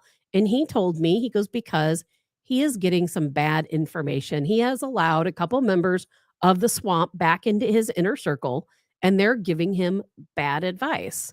And this comes from somebody who worked directly with Trump, who knows him well, who was traveling around, to these different, and this is somebody who supported Eric Greitens, and that's why he was here in town. Who supported Eric Greitens? The former Trump policy advisor supported Eric Greitens. And eventually, hopefully, we'll have him on the show and he can explain this for himself. But Can he explain why Trump refused to come out, as we've talked about in the show before, and make it clear which Eric he was supporting to the public and not private? I talked to this guy about it and he shook his head. He was very disappointed. Very disappointed. He said Trump is getting some bad advice. He's let But I the thought he swamp was back oh, in. it's not him. This He's guy, let your the friend's swamp- not the swamp. No. The guy I know is a diehard conservative. Yeah, but he's calling out the swamp in Mitch McConnell. What? Trump is calling out the swamp in Mitch Oh, McConnell. I understand that, but that doesn't mean that Trump didn't let a couple folks of the swamp back in his inner circle, like Ronna McDaniel. Why is she meeting with Trump? The day that Trump made that announcement about the two Erics, Ronna McDaniel met with him out on the golf course. Because everybody's bought and paid for it in That's some right. capacity, Yeah. which is what I said, which gives people a horrible feeling, a bad taste in their mouth, which is why they don't feel their vote matters, which is why they don't go out, which is why we have voter turnout in the 30s on good days, 30%. Yeah. It's sad but true, and that's where it goes. Jeff says Trump seems to always have bad advisors, not a good judge of character. Yeah, back in the spring, Trump is going to start his stadium tour again. It's going to happen eventually. You're going to start to see these events where Trump pops up and he gives his dissertations on what's going on. It's going to be very interesting to see how many people show up anymore to these things. Does he still have the mojo? And how long can a DeSantis even sit on the sideline before he enters and gets just completely swept over by Donald Trump? Because that could happen. I think it'll be either or. DeSantis will never run against Trump because that would just be a complete disaster. He has stated numerous times he will not run in 2024. I don't think it'll happen. It'll be a very interesting dynamic because I think you could still sell out stadiums as Trump and still be behind the DeSantis in the polls. You see what I mean? I think there's a lot of Trump supporters, and you could definitely get tens of thousands of people into these venues who subscribe to Trumpism but are done with Trump. That's the dynamic. And that's where it is all over the board. Everybody's into the Trump policies, no doubt about it. But the damn tweeting that he did for 4 years got on a lot of people's nerves. I know, but people shouldn't have held that against him because really in the Shoulda, end of woulda, the day, coulda. what does a tweet matter? It's all about the policy that makes the decisions that rule our lives. Apparently, it means a lot. Apparently it does to some people. I think Twitter cost him the election. Amen. Oh, I think cheating No cost him doubt, the yes. election. Scotty, I thought you watched 1,000 or what is it? 2,000. 2,000 mules. I I thought you saw it, did. and I thought you said that was why. Well, I still think they wouldn't have been able to make up for the lost votes. Okay, so the 2,000 mules are, they're okay, say they're putting in all these fake votes, right? The people that decided that were in the middle that decided not to vote for him because of Twitter, that would have landslided that whole thing. They wouldn't have been able to make up those kind of votes. yes. In You my mean opinion. Like in Yes. the 2016 election, because in my opinion, and it's just my opinion, No, I I'm believe talking they cheated, but they didn't cheat enough. I'm talking 2020. No, I know you are, but what you're saying is the same thing I thought happened in 2016 could have happened had he not tweeted so much in 2020. He could have I think he could have yes, won he could have won, despite the cheating. the Correct. density. I think he's right. The density of tweeting and the crassness and the vicious. Let's all be honest on this show. We all, like I said before, I hope there's we no are. one. There's no one on this show that thinks that the Trump policies were bad. No one. I would imagine there's a lot of Democrats that are like, you know what, his policies were killer. I did like the $1.87 gas. what or he They won't whatever. admit did- to it. But- what he did and was doing compared to what we have with Joe Biden is one of the biggest differences you'll ever see from one president to the next. And if Trump were still president, Positive Oh, under Trump to absolutely horrible. was under there what we ever a currently have. campaign Well, of course. run out of a basement? Prove to me That I'm one? wrong. Can you? That was the most fascinating thing, is how this guy stayed in his basement, and he basically said, Trump, here's the rope, go hang yourself, go all over the country, hang yourself right now, I'm just in the basement if you need me. Boom, Biden wins the damn Biden election. had five. If you look at Biden campaign events, there was like 6 circles drawn out on the lawn with one person in each circle. There were no parades. There were no thousands of people waiting in line. If Trump were our president right now, as he legitimately should be, this world would be a different place. We would have a closed border. And the world order knows that, Tabitha. Well, of course they do. That's the people that want the one world government, the people that, I mean, Brexit came out of nowhere, but it was the people that want to sing Kumbaya with the European Union and with India and all these people to have this one massive government system, which I can't tell if it's succeeding or not. I'm sure there's people that know better than I. That would have never happened. So they had to do a lot of uphill climbing to beat Trump. But Scotty's right. If it wasn't for the self-inflicted wounds, I think this whole world would be in a much different trajectory right now. I think that cheating was the main problem. I think that they Might be. I didn't watch and I'm not watch saying 2000 Mules. I'm not saying I disagree with that. Oh, I I'm know, just I know you saying are. that could have been overcome if he hadn't lost so many people because of his ridiculous tweets. Well, that I hope that people honestly didn't got vote on against my him. nerves. I just kept saying, dude, just shut up. Yes. Just Like, shut Scott, up. many people Flag the felt that tape. way. That is Yeah, it. and But I'm what not makes saying I you- didn't vote for him. No, I'm not saying that. I'm But with just him, saying- what made him great or makes him great is what makes him bad. It's that passion of I'm better than anybody else. My ego is here. My ego has to be fed. I can't keep my mouth shut. I'm going to continue to do this over and over. I don't care what I say, what I do, who I offend. I'm the man. I'm the don. I didn't necessarily disagree with what he was tweeting, but sometimes he just said it a Right, little right. little brash for Yeah. some people to handle for Yeah. someone in his position. Yeah. I am so glad that we had a president who spoke out for himself. I agree. Who stood up for himself. There were Exactly. times that I wish he would have been more presidential, more professional. Exactly. I get that, but for the most part, I am so glad we had him over like someone like Obama, who every tweet was perfect because he wasn't writing it. Correct. Well, if I agree with that. if Trump was to play the game like Reagan did, he would have been the best president this country ever had. Can if he I- was to be, if Yeah. he was to have charisma and statesmanship, And he was a And- New Yorker. and if he was to look at Jim Acosta whenever he would challenge him and go, son, that's the dumbest ass question I've ever heard in my life. Let me try to answer it. Sit down. Let me try to. If he would have held and not slammed Acosta and just kind of treat him like the silly little schoolboy that he really is, he would have won the battle. If he would Oh, I have, don't agree. They cheated, Eric. They cheated so hard that I don't think if every single Republican voted for Trump, he still wouldn't have won. I really think they cheated so hard. Yeah. And look where we're at now. We got these crazy open borders. They have the Florida Keys. Who would have ever thought the Florida Keys part of them are closed right now because 500 migrants arrived in the Florida Keys yesterday. The Keys are closed. That would have never happened under Donald Trump. None of this Would stuff El would have ever Paso happened. be happening No, right now? absolutely. no, the wall would be halfway not. built. Absolutely not. The wall would have been built. was- Where would they have gone? They It would have was gone to almost the already border. built. They would have gone to the front door and knocked. Hi, we're illegal and we would like to come into your country. They wouldn't have been able to get in over the wall because it was a deterrent for people to go over into the Rio Grande. So your question is accurate. We would not be We did. in the shape we're in now. I think that we all on this show, and this is not misinformation. This is not a lie. This is not a lie. So all the internet people get ready. The deal is the Biden administration is letting everybody over because they're looking at it as cheap labor, number one. Number two, a voting block in the future. There you go. That's a fact. From this point forward, anything that they say is a complete lie. If they say the border's secure, it's a lie. There are Border Patrol agents committing suicide because it's so stressful down there right now. So they don't give a damn about American citizens. Truth be told, they're looking at this as a future voting block. and which might bite him in the ass actually, because there's a Latin shot. people do not like the policies that these people are. That's right. And There's there's a a lot shot of of it good happening. comments coming in, even just saying that, oh, well, if you didn't vote for him because of tweets, you're soft. I don't disagree with that statement. I voted for him but I didn't like what the tweets were, and I know why some people turned away from it. It was divisive, and we have to admit, even though maybe for a couple of us it was fine, but it was very divisive. But Scott and But- everybody else, there are legitimately Democrats, more than not, who actually think Biden won fair and square. yes, that's called mental illness.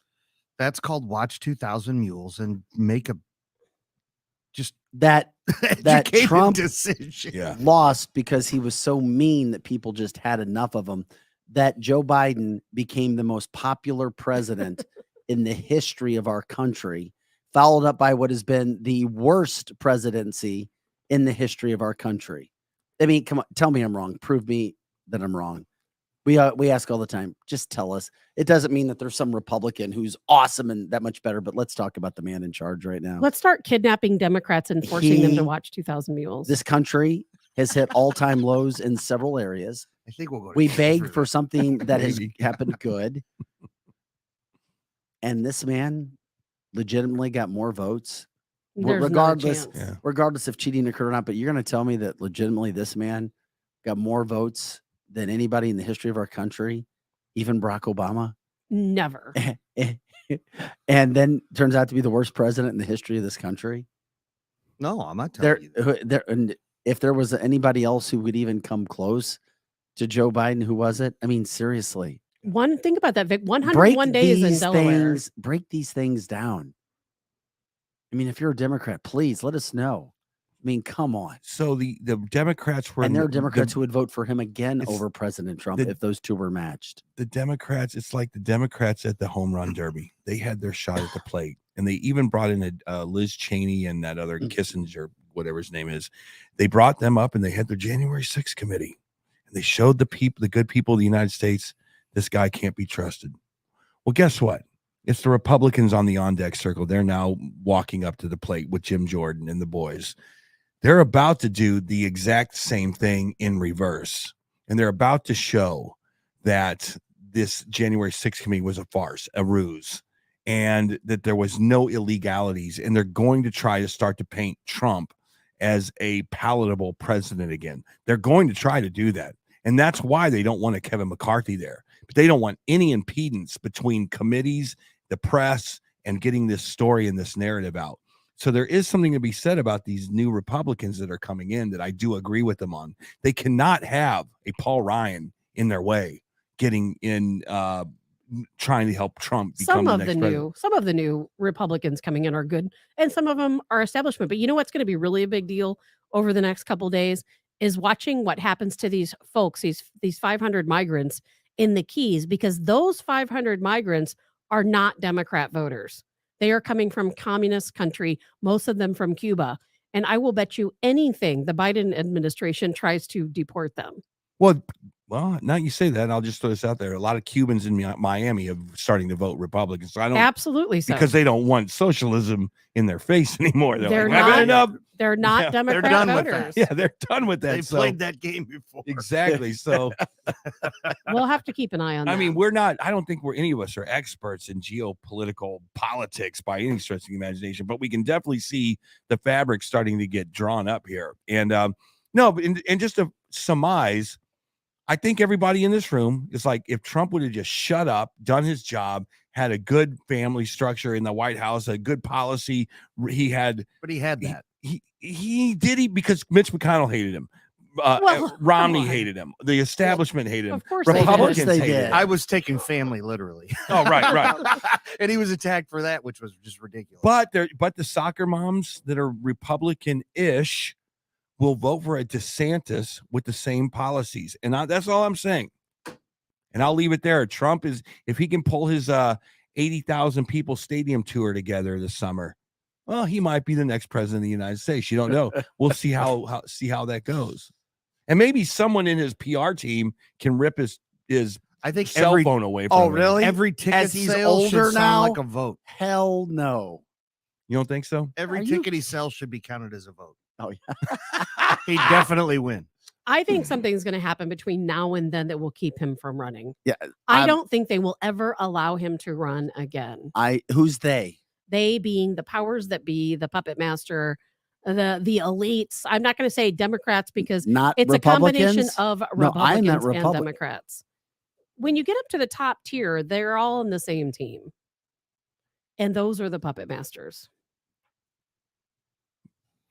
I feel like I gotta go take a shower after she just said that because I feel it's just so creepy. Well, because it's the truth. At the very top tier, Republicans and Democrats are They on gotta the get same it team. together. They got to become the army Mhm. ants that the Democrats are. If they don't, the Democrats will eat them I alive. can't believe that's funny. That's the funniest thing of the show. You said you called Drew an army ant.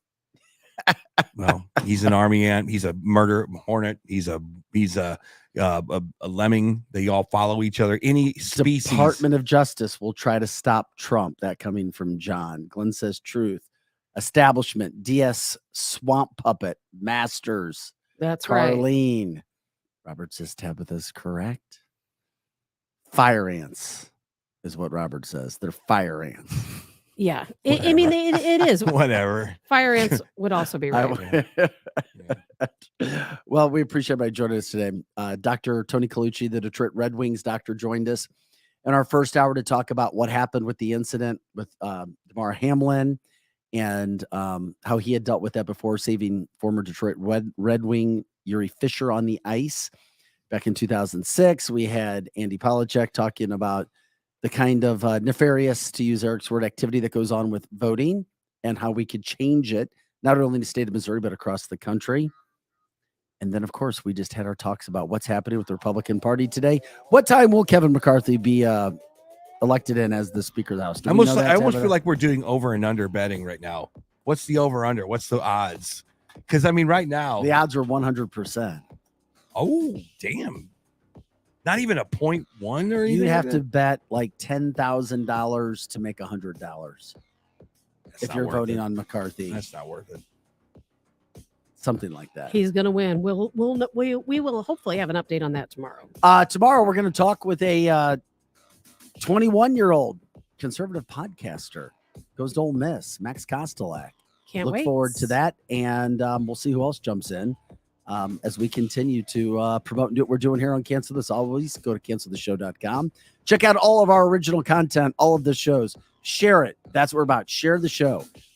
And we know we have a lot of people watching on Facebook. Don't be afraid to try out Rumble. Don't be afraid to try out YouTube. Like and subscribe and comment there as well. That's how we continue to promote this show on all facets and forms. And share. For Scotty Gherkin, Eric Johnson, Tabitha Hassel, I'm Vic Faust. Have an awesome day. We'll catch up with you tomorrow.